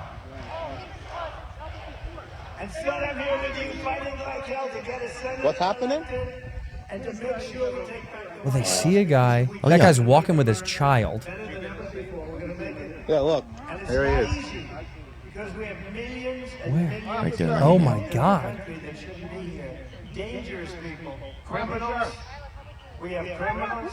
We have drug dealers. We have Wow, I've never seen that. that. Right on the And roof. it's much tougher than if it happened. You went here. right We have on the strongest roof, big border guy. ever. How on earth are there not In cops recorded there? history, we're the best Doing, border. like- In fact, if they could ever put up a chart, I don't know. Okay, that's I That can't even is- tell what's I- going yeah, on now. that's But yeah, tough. just unbelievable. So yeah, you start to wonder, was this put together? But how do you convince a 20-year-old to just go do something like that? You know? Pack of cigarettes and I don't know, some gas money. 20? Yes. What were you doing at 20? You could convince me of almost anything at 20. Oh, I hope the photos don't show up. I know that. Yeah, 20s are tough. 20s are a time when could I be convinced to get on a roof and It's a good point, huh? 20? Maybe. I don't know. You're so gullible. It just depends on... Sorry, I was saying it came out that Thomas Crooks was featured in a BlackRock commercial. I saw this. He was in BlackRock in an advertisement for BlackRock. This is where it gets real shaky. It's like a commercial for BlackRock. It is? Yeah, it was like a commercial. And he's in school. Look right there. Wow. Wow, so creepy. Fuck, dude. Everything gets a little twisted, dude. But now will Trump be able to speak publicly somewhere again? Like, how are they even going to manage this moving forward? They're going to have to do what they do with the Pope. You know, the Pope mobile? You know, the Pope shell? They'll just give him a Trump shell. Put him in a little... Trump tube. Yeah. He'll name it. He'll sell it. Yeah. You better have... He'll be like, you need protection. You got to get a Trump tube. They shot me. They shoot me. They can shoot you. Yeah, that. Like the Pope. Oh, that's cool. It is dope. Why doesn't, like, Jeep should sell that? You know someone in LA would buy that. Oh, of course, someone in LA dude. would be cruising around in that. Well, remember that chick that banged the Clippers owner? She wore that visor all the time? Yeah. What was that chick's name? My Little Silly Rabbit? That was girl. so weird. Yeah, So funny. Yeah. I'm his right-hand man, arm. She was brilliant. But dude, yeah, I mean, I can't even believe it. The craziest thing is, Yeah, that girl. you're almost like, what the it almost feels like it's all part of, it's just like, I'm almost not even, I'm surprised, but It's theater. it all feels like theater. Yeah, we're in the middle of like the craziest play we've ever lived. That's what it feels like. And what act are we in though? Are we in the third act, do you think? Is this it? I think, you know, it's funny to think it could be. Like COVID was intermission. COVID was intermission. That's what I call it now. I call that intermission, dude. Dude, I love that. And now we're seeing the rest of the play is about to play out. Fuck, now it's on. This is, oh, and there's the lady right there. Who is that? It says female Shane Gillis. That's not doing her best work. What? You see that lady try to holster her gun a few times? It just wouldn't go in. Yeah, that's tough. Yeah. I think that's my Aunt Libby. There's no way. She's made bomb You know what tiramisu. Shady's like. But this is crazy. Yeah, putting him in the car. Well, the crazy thing is they don't even bring him down to the ground when they're at the podium. No, they I know. stand him back up and walk him off. An easier target, which is crazy. And he keeps saying, "Let me get my shoes." Well, they were nice. If they're nice and new customs, you do want to get those back on. They probably are. Yeah. It's funny. This is what they train for. This is unbelievable. Get him in the car, and then they slam on the It's door. like he puts her glasses on. Put your shades on, dude. You don't want to see your eyes. That's wild. Can you even imagine though? Like your job at Secret Service, there's so many. It's all downtime. I'm also shocked that they wear sunglasses. The Secret Service doesn't have like a thing that they can permanently put around their eyes. Taking on and off sunglasses. Yeah, pain in the ass. And I them all the lose. time? I'm gonna the pair I brought in here today. I'm gonna lose it. I'm gonna leave it here in the studio. Lose them all the time. Yeah, I'm trying. You start to wonder, what is it, a conspiracy? Do they want us to think it's a conspiracy? Because now there's no, like the guy's been a martyr after the justice system went after him, right? Whatever you think. Like I've always thought that Trump is a shady businessman, right? Do I think that he's a very personable guy? I don't know. I don't know him well enough. The most interesting thing I've seen him do was when he's turned like that and said, fight. It showed like that because there's a lot of people who think, oh, they're going to want it. You know, to turn back around. Yeah, and face the crowd And again. Yeah. face the crowd and face the shooter too. I mean, you don't know what the fuck's going on. Right. You're making yourself visual. That was really interesting to me, man. You know what I'm saying? Like bold. Right. So bold. And those other guys, the other Secret Service, like, please get down because their heads are targets. Fuck, it's just crazy. Have you seen about this guy on the internet? The guy with that hat, that goofy fedora in the background? Oh, yeah. This guy, he's all over the internet. Who is that? I don't even know, but his name's come up 100 times. The guy who's holding his phone. And they say... Clown, that guy's a fucking... He's a Simpsons character. That guy's a clown, dude. That's Matt Groening. That's a Matt... Yeah, that's fucking Michael that's the Jackson. Simpsons. That's right. That's Michael Jackson if he never got molested and learned to dance, dude. I feel like, you know what I'm saying? It's insane. Well, here's the crazy part. You have white dude, you have Kappa Sig right behind him, just smiling. Like, why aren't all those people hiding? That's what I didn't get. No panic. No panic. They were just shooting. No panic. I mean, they show the tape. That guy doesn't even flinch. Fedoraman, that's his name. Yeah, Fedoraman. But He doesn't even go down. Wouldn't you, if somebody starts shooting at somebody, Gone. Gone. I'm crawling on the ground and I'm out of there. later, email me, and we'll talk to you later. I'm absolutely out. I'm not hanging out at all. Do you think a marksman could have been accurate enough just to graze him on purpose? That would be too hard. Honestly, maybe. Those guys are good, dude. They could shoot an earring off somebody's ear. Look at him there. There's Vincent. That's his name. Vincent. Just hanging out. Shooting happens. He still stood up. He didn't even sit down when the first shots rang out. He's just hanging out. Now, I do know it says on the internet he has bad knees, but he just stood up. Just hanging out. Yeah, but what? Fight after Yeah. graze. No panic. Pretty incredible. I don't know what they want us to believe. That's a good question. Do they want us to think it's a conspiracy? Maybe. Yeah, because then the wheels get spinning more. Yeah. Right? Yeah. For sure, man. You don't think Biden has anything to do with it? I wouldn't be surprised if like the FBI or the Department of Justice or one of them, there's something going on there. I wouldn't be surprised if somebody who's compromised at Secret Service. But I don't know how you convince a large group of people. You know, like you have to convince the local police as well. It's like, Pretty exhausting. I don't think I could name 5 police officers in Pennsylvania that would probably not stand up to help for Trump. Probably like a lot of those guys That's are, true. you know, Yeah, military and police. A lot of them are Trump supporters. Unless people are getting bribed. Money.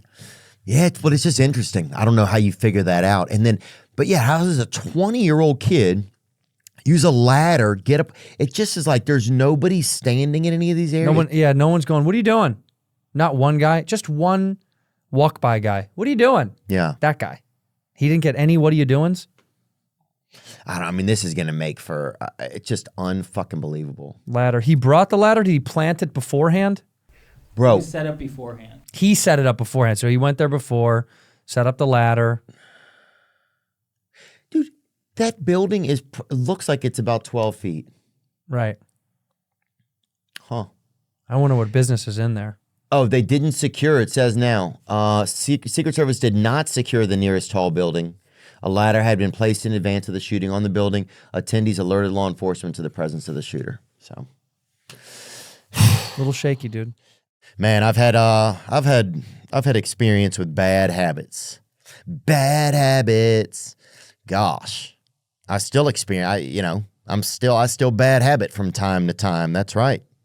Did you know that around 73% of American adults report having one or more unhealthy behavior? Well, if you've got a bad habit that you just can't seem to kick, you might want to pay attention to what Fume has created for people like us. Fume is an award-winning flavored air device that's quickly becoming the leading alternative to vaping and smoking. It's a new movement which champions the creation and maintenance of healthy habits that you can implement into your daily routine. I use Fume. I love it. I think it is the best vaping alternative that exists. Fume is not a vape. There's no vapor. You can use it anywhere. No nicotine. It's not addictive. Non-toxic flavors. It's a guilt-free alternative. To start your journey with the good habit and get a free gift with your journey pack, which includes a Fume device, 3 core flavors of your choice, and a cleaning kit, go to tryfume.com. That's TRYFUM and use code Theo. That's TRYFUM.com and use code Theo or scan the QR code on screen. Say ciao to your bad habits today. You know, when I started a podcast, having an online store was the furthest thing from my mind or even imagination. We started our store. A man was making shirts with his brother, my buddy Kevin, in a basement in Akron. And I think his brother was dealing with alcoholism or whatever. But and that worked well for a while, but then we had to scale up. And as we started to scale up, I realized that I needed help. Thankfully, the help was so easy, and I owe that to Shopify. That's right. Shopify is the global commerce platform that helps you sell at every stage of your business. So whether you're scaling up or down or out or global, Shopify is there. Whether you're selling scented soaps or offering outdoor outfits, Shopify helps you sell everywhere, from their all-in-one e-commerce platform to their in-person POS system. Wherever and whatever you're selling, Shopify's got you covered. Sign up for a $1 per month trial period at shopify.com/THEO, all lowercase. Yep. Go to shopify.com/Theo, lowercase, now to grow your business no matter what stage you're in. Shopify.com/Theo. You golf a lot, man. I golf too much. Do you? It's the only thing I love. If I'm not doing stand-up and work, it's the thing that like escapes. I get to escape. I don't have to think about anything. Yeah. Turn off my phone. Don't have to talk to anybody. I just go do it. It's honestly just, it's just a way to hang out with friends and goof and feel like a kid. Remember when we were kids? Yeah. You would just hang out. You didn't need a reason to hang out. You would just hang out. Now, Yeah. you got to have a thing. You could knock on your friend's door. Hey, is William home? Yeah, he'll come outside. What's going on? Nothing. You would just sit and hang. You didn't need an end game. There was no like purpose. And we don't do, and you get older and then you stop doing that. Yeah. Then you're like, come over, and they're like, why? I just want to say hi. No. Nah, dude. See? I got a wife. Yeah, I got a wife, dude. I can't do it. So then now golf is let's go hang out. Yeah. Let's just go putz around and hang out. Yeah. In the sun. Be outside. I mean, which I don't like. That's my biggest. Oh, yeah. Bill Burr's always like, you're going to get cancer. Keep golfing. You're going to get cancer. Keep it up. Keep it up. See what happens. That's what he says all the time. I said, I like it. I enjoy it. I just put on as much as I sunscreen and I'll, whatever. Whatever, man. What am I going to do? Not enjoy it? Yeah, you got to be alive. Yeah. And Jelly Roll, too. What other impersonation? Which one do you do that I really love? Jelly Roll. Jelly Roll, I just saw, he came to the Comedy Store with him and MGK, and they went to Saddle Ranch. And Jelly Roll, for people that don't know, Saddle Ranch is a mechanical bull in the center of the bar. He got on it? He set the record. Nuh-uh. Yeah, he set the record for longest bull ride with arms in the air. Some people have to hold on. Jelly Roll had arms up. You're lying. No. Bring it up. He set the record for longest bull ride at Saddle Ranch on Sunset. Jelly Roll did? And it didn't even look hard, to be honest with you. It looked pretty easy. Well, were you looking at the bull? Not much of a difference. I mean, it looked kind of seamless. Now, reports from the bull are... We got a report back from the bull. Just a different story for the bull. MGK Machine has a photograph of the young fan at Ronnie Radke and Jelly Roll's performance at Saddle Ranch. There's no video of Jelly Roll on the bull? They got to be something. They had to have him on the bull. Unless, he probably requested no videos during that time. It could be it. Maybe it was like a special thing and people weren't allowed to video then. That little kid looks like he's going. That's a little young for a Jelly Roll and MGK show, but yeah, you see, I guess, yeah, that is your future ticket buyer. What else is going on, man? Honestly, nothing. I'm taking the summer down. I'm going to. Yeah, what are you guys gonna do? You taking a vacation? Yeah, going to Hawaii in a week, 2 weeks. What part? I'm going to. I'm not going to say it out loud now that I think about it. Yeah, but I'm going to a spot that I've never been to before in Hawaii, and we just want to have like a little getaway. But I don't go to like you and your wife. Yeah, I don't go to exotic locations just to like go to the beach. So we're doing doing stuff. I want to go do stuff. We're taking like a guided hike tour. We're going to rent a Jeep and go like tour the island in these little spots they tell you to go to. Yeah. I want to do a spearfishing class. Take me out there and learn how to huck, dude. Dude, that would be sick. I want to do that. I want to spearfish so bad. Dude, we had a show the other night. Amir K was on the show too, and he fishes. And he's good, huh? He's good. He brought fresh sashimi to the show. Did he really? Oh yeah, he goes out and catches it. He's done this before. I've seen this. Yeah. And he just shows up. He had a bottle of soy sauce on him or something. We're just sitting there slurping it, dude. It's good, huh? God, it was so good. Fresh from this. When it's fresh, it's unbelievable. It's the best thing in the world. Catch and eat is so good. Yeah, that's one thing. Like, I would love to do that. I would love to sneak up on an animal. and kill it Cut right it. there and eat it. Yeah, my brother made squirrel at 4th of July, and one girl showed up and ate all the fucking squirrel. This bitch, kind of, I guess. I shouldn't Pretty say that. well, it's a pretty self-involved. Well, there's You're all not gonna this share? squirrel. Squirrel don't have a lot of meat on it. How No, much you got- meat's on a squirrel? I mean, you got to catch a bunch of them to make anything good. I mean, he had like 4 or 5. My brother's kind of, he's a wildcat. He put on Facebook, he moved into like this rural area and put on Facebook, anybody having trouble with squirrels, hit my line, right? Mm-hmm. And so, yeah, the amount of meat on a squirrel can vary. 3 but ounces, that's not a lot. Jesus, I wouldn't even let it live, dude. Yeah, leave it alone. You got to have enough substantial meat for me to kill you. I can't kill you if you don't have enough meat. I'm not killing, yeah. So This is why I'm not a fan of shrimp. There's not enough there. yeah, I'd rather kill something that has a lot of something to eat. yeah. Like I don't need like crawfish. I don't need little tiny. A bison, I just a buck. I want something Russian. thick. Yeah. Yeah, yeah, thick. Yeah, Yeah. something that's worthwhile. Yeah, 100%, dude. What else happened? But life is good this summer. I'm going to take it off and just relax. And yeah, how and- long is and the goof trip going to around. be? And what else are you going to do? A week and some change, and then I'm going to come back and I'm going to go to Chicago to see family. Mm-hmm. I'm going to do a couple of charity events, which I'm trying to get into more. Yeah. I like that, man. I think I want to do more and more and more. For like all the stuff that I really like is like involving children's charities for kids with cancer or debilitating injuries or, I don't know. Like I want to support adults that are sick, but kids that are sick to me gets my heart first. Yeah, if adults are sick, it's kind of their fault a lot of times. You did it. Yeah. Yeah. Yeah. And you've also had enough. Right. You've eaten enough. You've had enough. All right. Let somebody else have some.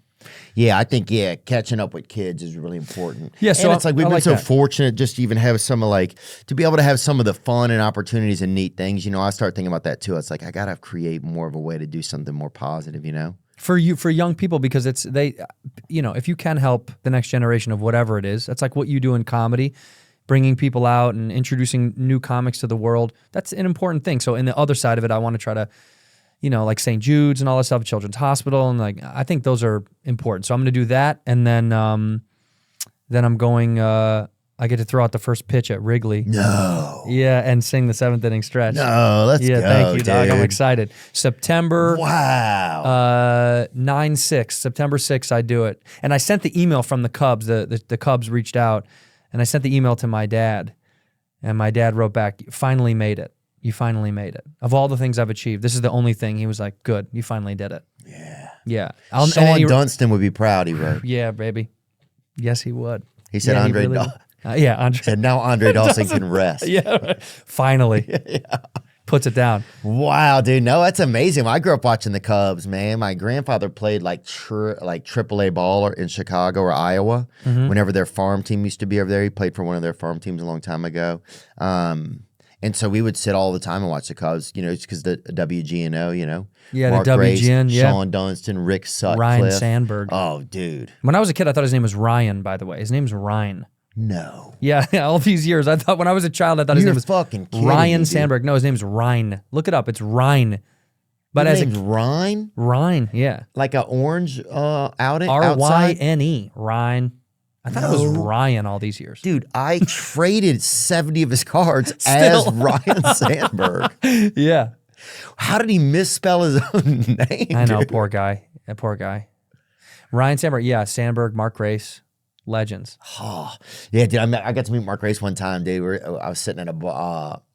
He was sitting in a bar, and my buddy told me he was there, so I went up and pulled up, and he had some great stories, dude. Those guys are just, that baseball was just it's just Different a different game, game, man. I mean, every sport is, but something about baseball, because they used to, Harry Carey, our notorious announcer Yeah. that Will Ferrell did that people know, he was a blackout. I mean, he was drunk 90% of the time. Yeah. And still held it together enough to get to the stadium on time, drink about 13 old styles, Yeah. and just make it through. You can't do that anymore. Look at that guy. He's 26 right there. Yeah. He hit on my mom one time. Nuh-uh. Yeah, one time he hit on my mom. I thought Really? that was great. Yeah, I could have been Harry Carey's son. She blew it. She dropped the bag. Fuck, dude. Yeah, that'd be he flirted with her. He goes, crazy. hey, pretty lady. Yeah. Look at it. The best Hey, pretty lady. the best was He's like, we got some. Look at these ladies. There's a triple. Yeah, right. Look at the cans on that one. Look huh? at the stems on this bra. Double time. Yeah, he hit on my mom. So yeah, I get to go throw the first pitch in September. That'll be a big deal for me. And then go see the Bears So cool, dude. home opener. Are you going to? Do you ever go to Titans games in Tennessee? Sometimes I do. What I like about Titans is it's very casual there. It's like nice fans, good, not crazy. It's not like you're Philadelphia. No lunatics. No, right. no real lunatics. Right. It's like just safe. Yeah, play that up right there, Harry Yeah, this Carey. is great. Carey back at Wrigley Field. Well, she wasn't in the right field bleacher yesterday, Arnie. Well, some of the lovely sights you see. Arnie, you trying to get me barred? That began to look like a striptease for a while. I mean, that was the thing about Wrigley. They used to people would wear like G-string bikinis in the outfield. That's America. Yeah, they got to bring some of that shit back. Well, when they talk about make America great again, that's what we're talking about. Yeah, G-strings in the in the outfield. That's what we're not talking about anything else. We're just talking about that. Yeah, just let things be, man. Let things Everything be now fun. has a rule or it's fucked up or something, dude. Everything has a rule. That's a really good call. Everything has a rule now. It's like, Can't do that. yeah. Can't do that. Oh, you can't do it like that. You got to do it like this. You got to do Right. this. But I don't know if that's because humans ruined it. Yeah, we did. Humans ruined it all. That's all our fault. We fucked it up. We instead of letting things be and just trying to enjoy things, we fucked it up. We're greedy, we're selfish, we're self-involved. We don't care about each other. Because if we really cared about each other, we wouldn't go out of our way to try to hurt people or bring people down. We don't care. It's a bad thing. Well, and if once there's some bad apples, other apples start to be like, I think there can be a tendency. Bad rubs off. Yeah, it kind of rubs off. Or you have to also get bad now to be able to take care of yourself, you know? to be it's like you got to bring level. yourself to a different level. You're a good apple. Thanks, man. You are You've too. always been a good apple. You are too, dude. And you know what? I think the older we get in life and career, the more I start to really see through the smoke of all the bullshit and start to care about what I really care about. Like things that I guess you really learn what really matters. It's stuff that your parents would say or older people would say to you, and all those cliches are true. It really is true that you slow down, you step back, you start to kind of see things for what they really are, and you start to just cherish things that matter. You don't give a shit about the other stuff anymore. Yeah. I don't care about small stuff as much as I used to. It just doesn't matter. You just got to enjoy it. Yeah, I think some of that, it is wild if you're able to get some age, that you're able to get some Perspective. yeah. It is nice. But that was, what is that, Bobby Lee with Richard Simmons? Rest in Richard peace. Simmons just passed away, man. But and some on the internet are saying this is Bobby's fault. Oh, I wouldn't be surprised. God, Bobby was, Well, he was a Japanese girl at one point, and then he... zoom in on that. No wonder Richard's on him like that. Right. Really cute. God. Really cute. Richard, wow. That looks AI for some. It does. See, that also looks fake. Oh, wow. It's just crazy to see, like, I bet Richard teased him or just touched his neck. Well, I think or it's whatever. vice versa. I think they both... Bobby is a big tease. Bobby, well, he said he let some guy eat his butt or whatever one time. One He's time. been involved in some crazy stuff. Huh? Yeah, I think a few times. Yeah, He's- that's what's crazy. I think I would not want some guy to do that to me.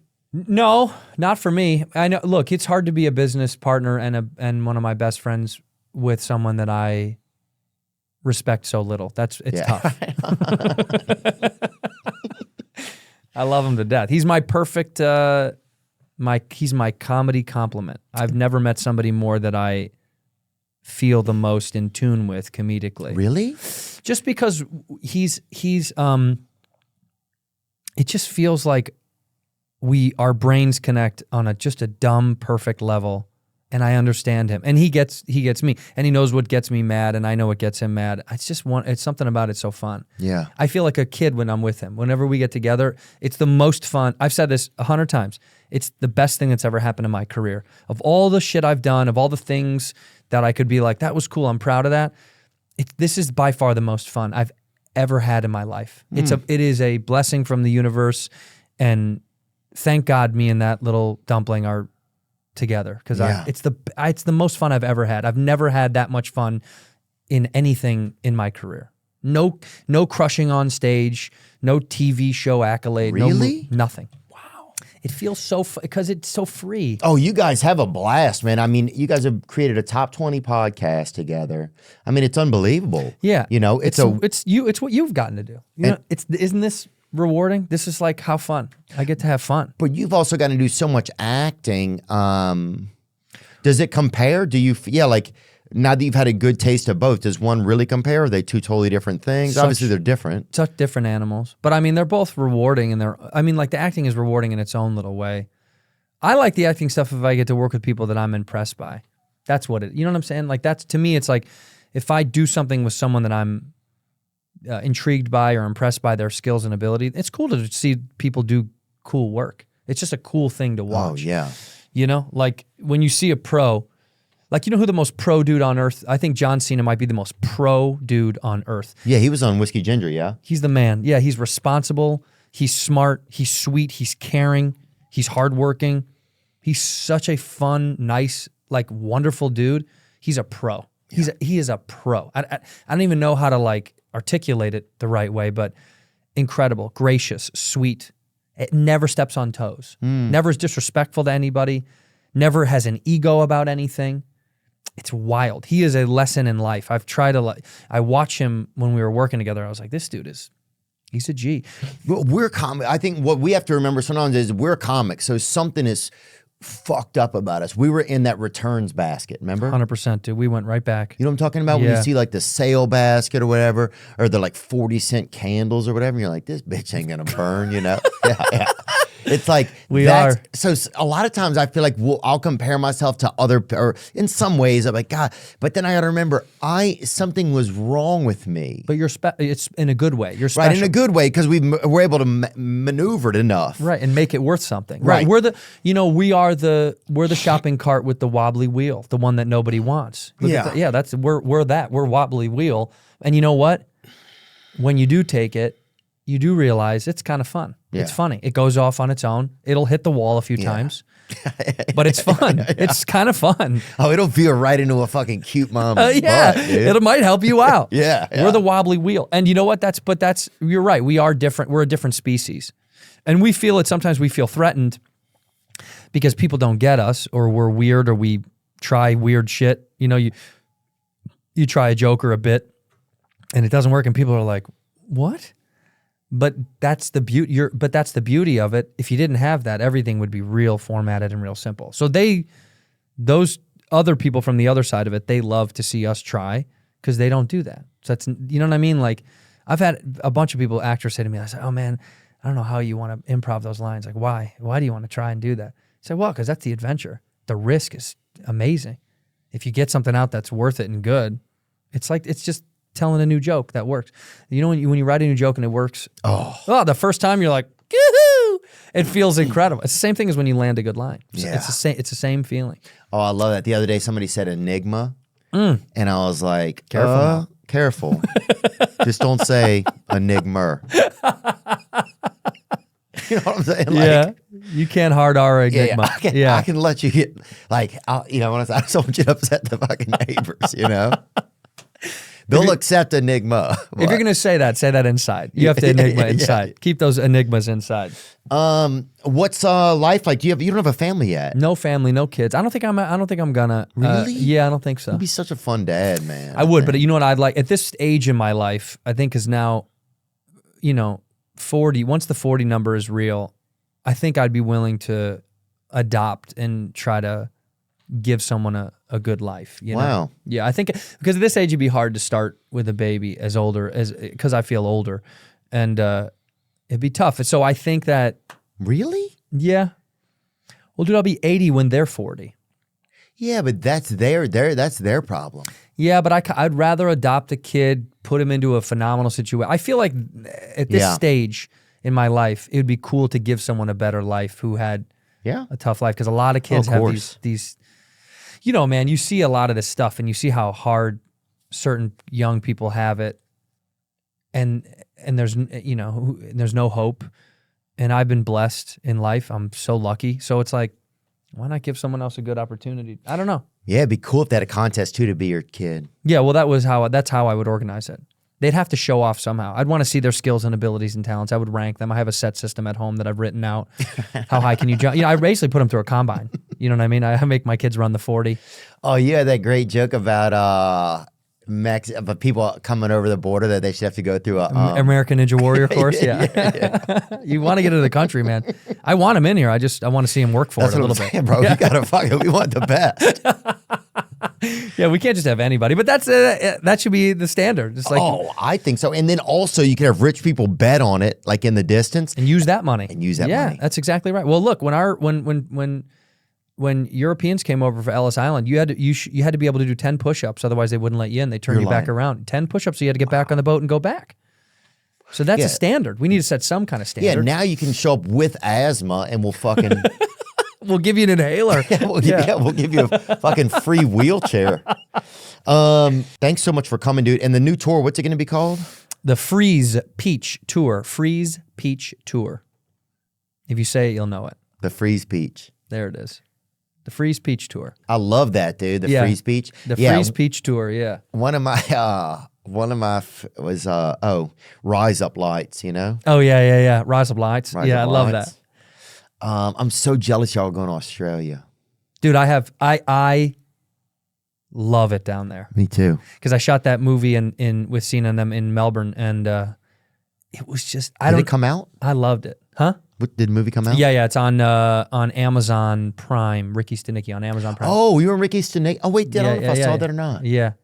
Me and Cena and Efron and Jermaine Fowler, and then I feel horrible. I didn't even see this. No, it's all good, brother. Come on, man. It's fun, man. It's a fun movie. Farrelly did it. Pete Farrelly, the guy that did Dumb and Dumber, with his brother. And William H. Macy in the background holding it down. Who was phenomenal? William H. Macy, dude. Unbelievable. You ever see him in the Door-to-Door Salesman movie where he's selling soaps? No, what movie is that? Oh. He's incredible, dude. He is. Put up Door-to-Door Soap Salesman. See what you get there. He's so good, man. He was such a. The story of Bill Porter. Bill Porter. He's such a cool, smooth, slick dude, and he lives out in the mountains. Does he? Yeah. In California? No, not in California. No, he lives out in the mountains. Wow. Door to door, there he is. And he's a soap salesman. Oh, there we go. Bill Porter, a man of remarkable spirit. He'll touch your heart, he'll change your life. Yeah, he was mentally challenged or whatever, and they let him sell a little bit of soap. Dude, I used to work as an assistant. This dude sold Italian food or semi-Italian or whatever, door to door. And so I think he was trying to date my mom or something. So he gave me a job, like just like cruising, going along with him and stuff. That's kind of nice. It's pretty cool. Except I remember he had to take like a cold cart with him, and all the stuff was so cold. Because he had to sell it refrigerated. Yeah. So I remember he'd be like, oh, get the clams or whatever. And I was like, oh, I'd fuck it up, you know? I was like, I don't want to be in the workforce. I want to be handicapped. You want someone to date your mom who's not cumbersome in their job. Yeah. That's the cumbersome job. Yeah. The guy you want to date your mom, you want a guy in like, you know, not regular sales, not door-to-door sales. You want him to like call on customers. Yeah. Phone. Yeah. We didn't. Desk job, dad. A desk job. That's what I had. My mom remarried, and my stepdad was a sales guy, but he, you know, phone, desk job. Right. You know, go to an office, say, hey, Karen, coffee, water cooler, lunch at Buca de Beppo. Yeah, McCormick, Buca de Beppo. Yeah, get the whole crew out there. You know, my dad likes, we buy my dad his only gift every year, birthday, Christmas, same gift every time. I get him a gift card to the Olive Garden. That's what I get him every time. That's his favorite thing. That's all he wants. He goes and he sits there and he has the zuppa toscana and the breadsticks, and he'll eat and eat and eat and eat until they tell him, sir, you know, Let's not overstay our welcome. Yeah. Like your family, but extended. You know? Yeah. Take a walk. That's all I do. We buy them the If Olive you've ever Garden. shut down an Olive Garden, you got a fucking problem, dude. That's all I'm gonna say. Dude, He has. my dad used to he would go drink sometimes at this place called Tony Padoni's. That was the name of the place. It I was love like a the name bar. of that. Tony Padoni's. Tony Padoni's. And so we go over there and the lady, he'd be like, "Oh, run up and down the bar real quick," and the lady will give you a candy right there. I remember that. It was just him in there. She just wanted to see you sprint. Yeah, but on the bar, I'd fucking sprint down there and sprint right back. And they'd give me a little chocolate. Yeah, well, I was going to say, which one was it? Was it a good candy or one of those like... It was a Hershey Kiss usually. I love me a Hershey Kiss. They were good. They're just look, you know what Hershey Kiss? It's not trying to do shit. Yeah. You know what we are. Here I am. You know what we are. We're Christian chocolates. Yeah. God loves us and we love you. We're not You know getting what I mean? We're not weird. Yeah, we're not. Not filling my fucking butt with caramel like some of these other fucking quiz. You know Yeah, what dude. I'm fucking doing? This is Tony Padoni's. We give original American God-given chocolate. Hershey Kiss, in and out. Dude, I wanted to do this thing called the chocolate shoulder challenge. So you take a Hershey Kiss, right? Mm-hmm. You put one on each shoulder, okay? And then you try to eat it all. Oh my God. How? It is But without making this one fall. Is that what it is? Right. Yeah, right. That's you can't so make hard. one fall. It is fall. It's I don't have that kind of neck mobility. That's No my one problem. does. Yeah. But every now and then somebody will do it like a Well, it got to be somebody with like a nice long neck. Who's got a long neck in the comedy game? There's got to be someone we know who's Kirk Fox maybe. He's necky. He's extremely necky. He's got that tennis body, tennis neck. Lanky, Yeah. necky. Yeah. Looking over the net, love. All love. There he is. Kirk's so funny, dude. He was in my favorite movie, The Patriot. One of the funniest comedians, I think, working. It's also one of the funniest just people to be around. Like right when he walks up, there's just something about his energy. The joke is already kind of set up. Yeah, do the picture to the left of that, or to the right of that one that you have on right now. I mean, that's as necky as it gets. Yes. That guy could kill the Hershey Challenge. Oh, he's a fucking necrophiliac, dude. If he dies, yeah, people are gonna order. They're gonna get 3.5 ounces out of his neck. A big time. Well, you know, his casket is already designed. He said he pre-bought it to one of those. You know those, like a magician when he saws a woman in half and her head is outside of the casket, but the whole body's inside? He has that exact same one. Oh, wow. Yeah, because his neck is long enough that they said he'd have to break his neck to smush it in there so his head will be out. It's tough. Well, it's a crazy thing when they bury you. Some people, they have to break. They're like, to save money, they're like, we can break your arms and legs Right. and move them closer to your body so you have a little less square footage. And I'm like, just fucking throw me in a dump truck. Don't fucking... Don't sit there and break my... I don't want some guy in a basement of a YMCA at night breaking my fucking bones to save $85, dude. Spend the extra 85. But it's just like, Jesus Christ, Slide me man. off. Just slide me off a cliff. Yeah, what's Slide even me off a going cliff. I don't know. Just put me down in a ravine. That's like I learned. You know the song The Way? Where were they going without ever knowing the way? Remember that? Yeah. Anyone can see the road that they walk on is paved. Okay, so I learned online that song is about a story that the lead singer read about a couple. Right. Look at the history of The Way.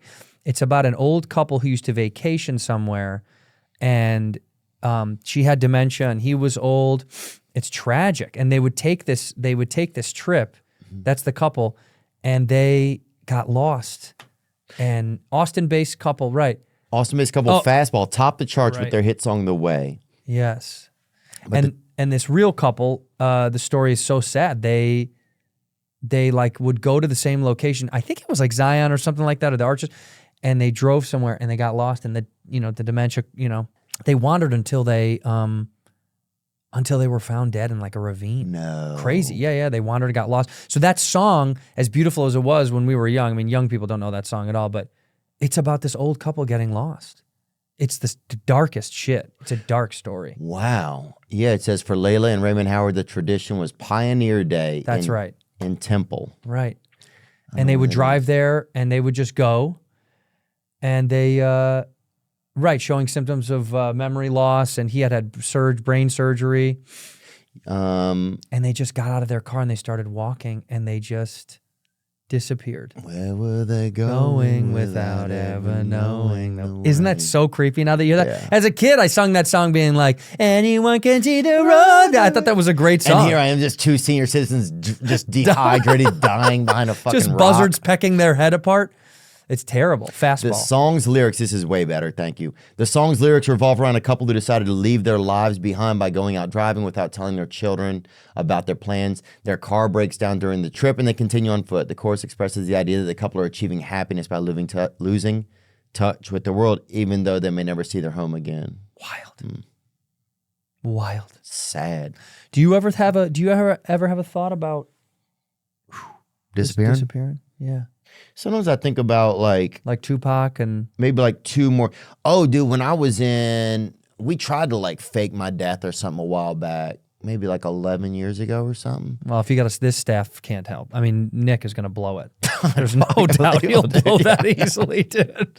He'll leak the conversation. Yeah, he's going to leak the plans. But what happened? Oh, my buddy Paul, he's like, dude, we should fake your own death. I think there's some money in it or whatever. And I was like, oh, fuck, well, what do I have to do? And he's like, you just have to be quiet and just go out to Palm Springs or something for a couple months or go to Syracuse or something. Yeah. And I'm like, oh, shit, man. And I think I did like 3 days or something. And then I was like, fuck it, dude, I'm going to live again. And so he'd like called a couple people and been like, oh, I think something's happened to Theo or something. Right. So then he just called him back and I was like, oh, no, he's just fine. You can't. He was in Sacramento or whatever. It's too hard to go through with it. But if I feel like if I was going to disappear, I would go, I'm telling it now. Come find me. I'll be most likely in Banff National Forest. Heard it's nice. It's the most beautiful place I've ever seen in my entire. Look up Lake Louise. This might be the prettiest place I've ever seen. And Banff is huge. Banff was the first time I saw a real Canadian moose. I didn't realize they were as big as a school bus. I got out of my car with my buddy EP. We were laughing so hard. I had tears in my eyes. I couldn't believe how fucking big it was. That's Lake Louise. Wow. Stunning. Banff National Forest. Anywhere. Lose me in Banff. That's where I'll be. I'll be in the woods. Lose me in Banff. Love me in Banff. That might be the story too. Love me in Banff, baby. If you find someone. Yeah, lose me and love me in Banff. It just, something about it up there. It's so peaceful and Do they have a summertime? yeah. Right. It's like that right now. It's stunning. Go schwimmen. The most beautiful place I've been to, I think or one place I really liked was this place, Lake, or Annecy, France. Can you look it up? A-N-E-C-Y-A-N.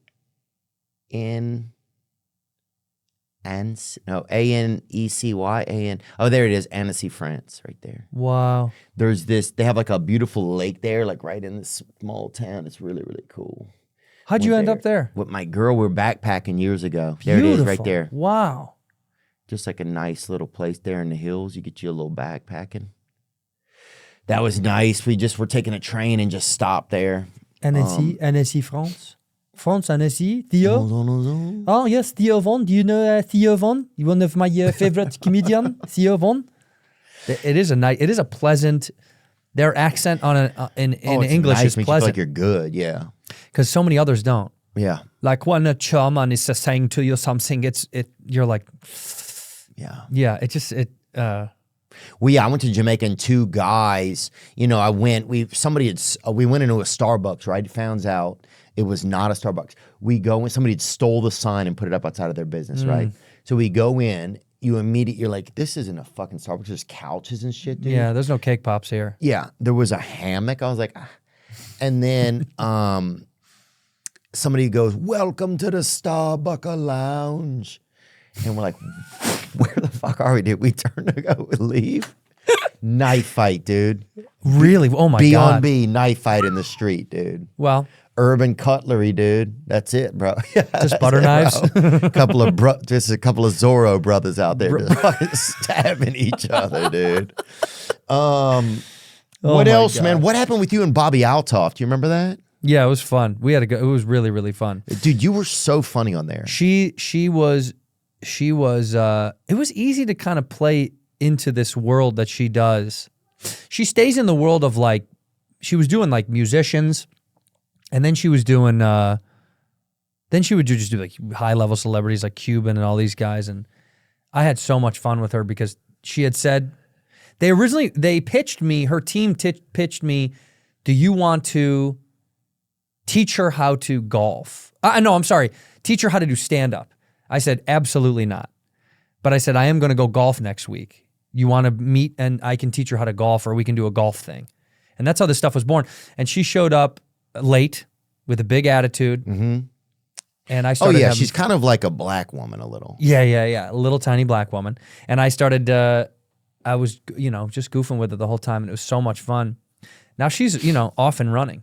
She's got her career like exploded now. Her podcast is bigger than ever. She stays busy, man. Yeah, I saw her at Formula One. She was there and some of her friends. They were having a great time. I wanted to go to that. I wanted to go to that so bad. It's too confusing. It's like you don't know what's going on, and everybody's like rich and everything. You're like, what the fuck? So rich, and it's all but you don't really get to see anything. That's the worst part about the pit.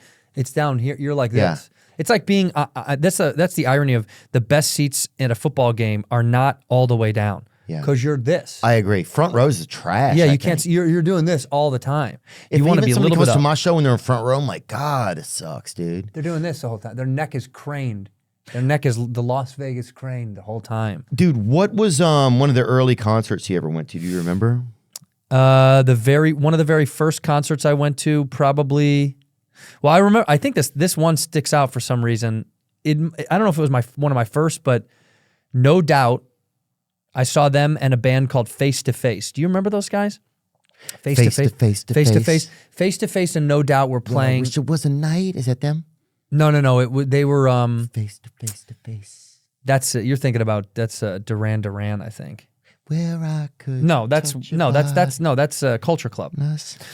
But I think Face to Face and No Doubt were one of my first, and then wow, who took you to that?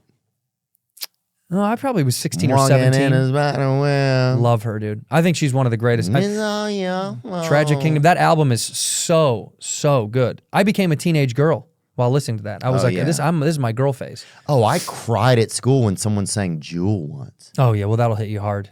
And I'd never heard a woman sing. Save yourself. And then you hear her regular talking. She's like, it's so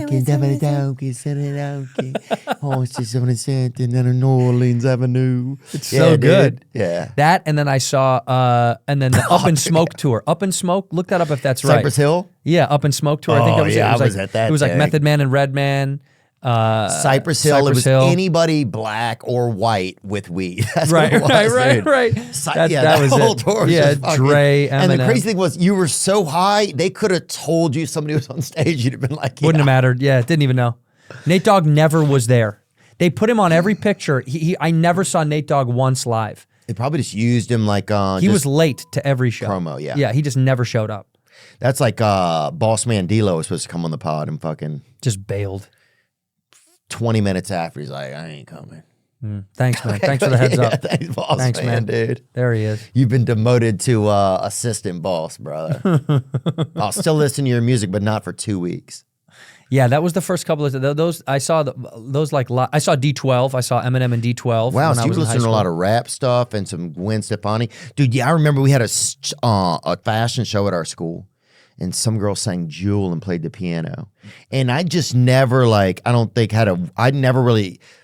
no woman ever really spoken nicely to me, I don't think. And it was like, I just didn't even know what was going on. It was emotional. Yes. Yeah, it's and emotional. I just remember fucking bawling, and then somebody yelled out, and I was like, holy shit, dude. Let me get these tears off. Get your shit together, dude.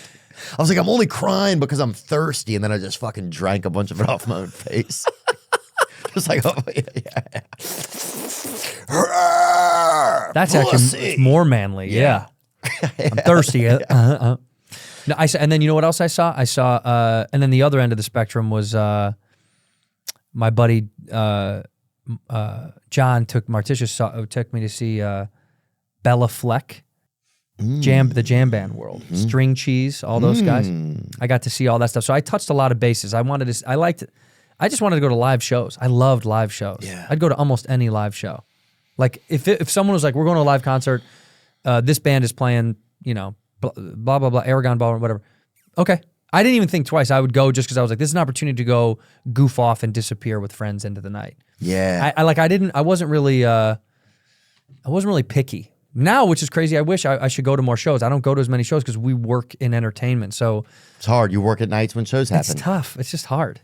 I was hard. just looking today. I was like, what shows could I go see? I saw Red Clay Strays recently. They're great if you get to see them. Dude, I remember, I think we went to see 311 a couple times when I was in school. You know, I've that seen was them a always bunch. fun. They were phenomenal, man. And we went, we were leaving. Oh, yeah, we were leaving. I fucking drilled some dude with my car, right? Hit his car. Oh, I thought you said hit the guy. No, thank God he was in his car when I hit him. Get out of my car, run up to his window. He goes, dude, I'm so sorry, dude. He was so fucked up. He fucking thought he hit me. Apologize to you. Yeah, I Dude, was my like, bad. You're like, yes, like, you're yeah, bad. dude. You gotta You got to be careful, bud. bro. These streets are small, dude. And Yeah. then I went and got back in my car and fucking took off. Fuck, that dude was fucked up. Another time I went to Green Day. That might have been the first show I ever saw. The opening band for them. I was so high. I thought the opening band was Green Day. Sang every Green Day song while the opening band was up there. I think it was like Rusted Root or something. I don't know who it was, right? Sang all, and then fucking was ready to leave. My buddy's like, dude, they're not even on yet. Another time, You already had that Green Day show. somebody gave me some fucking raccoon pills or something, and I was just fucking out there raccooning, you know, and I fucking couldn't see anymore, so I could only see with my hands, right? And so I wandered to the back and started feeling on a cop, dude. He fucking made me leave. And then what else happened good at a concert? Oh, there was one thing I was going to tell you. Oh, dude. So the other night I'm in Las Vegas and my brother came, right? And it was fun. We had a great time. And then afterwards there's a restaurant in the Wynn called Delilah, right? It's like a nice place. Yeah, I've been there. It's nice. Like, F. Scott's Fitzgerald's vibe, Right, you know, it's right. pretty cool. So we sit in there and Fat Joe was in there. So he goes on stage, Joey Crack, right? Terror Squad. Love them. And at first, like, it's going pretty good. You know, some people are kind of into it, some people aren't. I'm standing up, like, kind of singing and cheering and stuff because a friend of mine loves Fat Joe and they're close, and so I wanted to be respectful, right? And but some people are in there being a little bit too cool. But then he's like, play another one, man. And they fucking play. And then people are like, oh shit, he did that song too. And then it kept fucking stacking up. Then next thing you know, because it was NBA Summer League or something going on there. So the place starts getting packed. He's been on stage for like 25 minutes. Then Ja Rule's in there. He fucking brings Ja Rule up, baby. Damn, So dude. then Akon is fucking, they were like, damn, Akon. He's out of prison. That's what I thought. He got deported, dude. And he fucking pulls him up, dude. He got a work release for him for about 10 minutes. Brings him up on stage. By the end, dude, Fat Joe, it was unbelievable, bro. That's what a show. It was so and unexpected. No, you didn't know he was going on. No. Oh, that's wild. When that kind of stuff happens, that's unbelievable. When they're like, yeah, I guess we'll just play a song. Yeah. And someone shows up. I've heard about these. This is like lore to me. I've only been at shows that are, supposed to happen. I've never been lucky with like, dude, and then it just turned into a concert. Yeah. Lucky boy. Before you get out of here, people see you with the Kelseys all the time. What's their life like now? Do you know any from when you first met them? Kind of, do things seem any different? They're definitely, it's fame and popularity are interesting. Yeah. And kind of scary. So scary and weird. I mean, I met Travis a while ago. Jason, I'm new to know. I met him through Travis, and Travis is. I've said this before, and I mean it. He's been the same since I met him. If I texted him now and said joking around about something, he would joke just as we were back then. I think he's much more. He's much busier now than he's ever been because of his life and his growth in his career, and then the confluence of him dating the most famous woman on earth is wild. But he's 100% the same cat. I mean, like I don't think I've ever experienced it that level where he's the same guy. Same guy. And he's bigger than he's ever been. But Yeah. I don't know, man. He's always kind of been that dude, and I think he wasn't going to let this change him. I don't know if that's a good or a bad thing. I'm not smart enough to understand, but Well, it's probably a good thing. For I sure. I would hope so, because he has was to always be in that league too. It's like what I'm saying, like. Yeah, but it's like a different kind of stardom now. It's weird. Oh, that and would it's be critical. scary. It's crazy critical for no reason. Like the fans they pick apart everything you wear, everything you do, everything you say in that Taylor Swift world. So it's I know thank you. I don't want that kind of. We already get seems enough scary. criticism as comics, and most of the time it's like what do you do? We're fucking around. Like we're joking. But with Yeah, him, we don't know. it's got to be, it's poignancy. It's like everything has to be legitimized and talked about. And I don't know how he handles it, but he does it really well. I think also he doesn't give a shit because he's just enjoying life. Do you think he's a government op? There's been a lot of people that say that, you know. He has been coerced by the government many times to try to join forces, and he refuses. From what I know, every time he calls me, you know, they offer him something to try to be a part of. You know, he's been offered to be Play for the Chargers? 100%, and he will not. Yeah. Absolutely not. No chance. I mean, we're not doing that. They asked him to move to Brussels for a little while, the government, and he wouldn't do that. So he's never really gone through with it because there's no amount of money you could convince him, and he's not going to do it. He'll stand his ground. Kelsey is not going to work for the government. He's a stand your ground guy. He's a stand your ground guy. Stand your ground. He's a fight guy. He is. Fight. That was crazy, wasn't it? It's amazing. If I get shot, dude, I'm out, bro. that dude. I'm crawling out. Even my ear is someone as small as my ear the whole time. Yeah. I'm crying my ear, my ear. I'm certainly not fight. That's a new level of bravery. No, Fight. I will just post fight on Twitter. I wouldn't even That's post. what Twitter's for. Twitter is for when you get shot, then you say Then what you you post, want. yeah. I wish they would. Yeah. Try me one more time. Yeah, I'm not saying fight out loud. That's begging for another person. Do you see that home run derby winner? Let's get you out of here. Who was that guy? Who won it? Titan Zane. And it's a child? That's a phenomenal name. Titan Zane. Titan Zane. That is an incredible name, dude. Yeah. You better be good at something now. 6-year-old Titan Zane. Look at the size of that Whoa, dude. That's a woman? kid. My that's God. that's a guy. Wow. Jesus Christ. Holy shit, dude. And look at the kids next to him. That They're kid a quarter was of his size. trash. Damn, dude, that's incredible. Titan Zane, bro. The turn is amazing. Look at the turn. The hips, Oh, belt facing the target. it's all hip, dude. That's all hips, dude. Wow, those and the Same height as Bobby, too, which is crazy. yeah, same weight, same height and weight. Let me see that clip again of him swinging. I used to call him Blobby Lee. That was the saddest. It was mean, but it was true. Oh, Titan Zane. The name is great. Oh, Oh, he was reaching for the stars. You know this guy, man. He was getting that kid is scared. You see that kid step back? So scared, He couldn't yeah. handle it. Titan Zane. Dude. that's Uncrustables at its finest right there, baby. Oh, God, that's all look at that, bro. Look at that frickin' Oh. Savage, Good for that bro. kid, man. St. Louis Pinto Tournament, Home Run Derby, Titan Zane.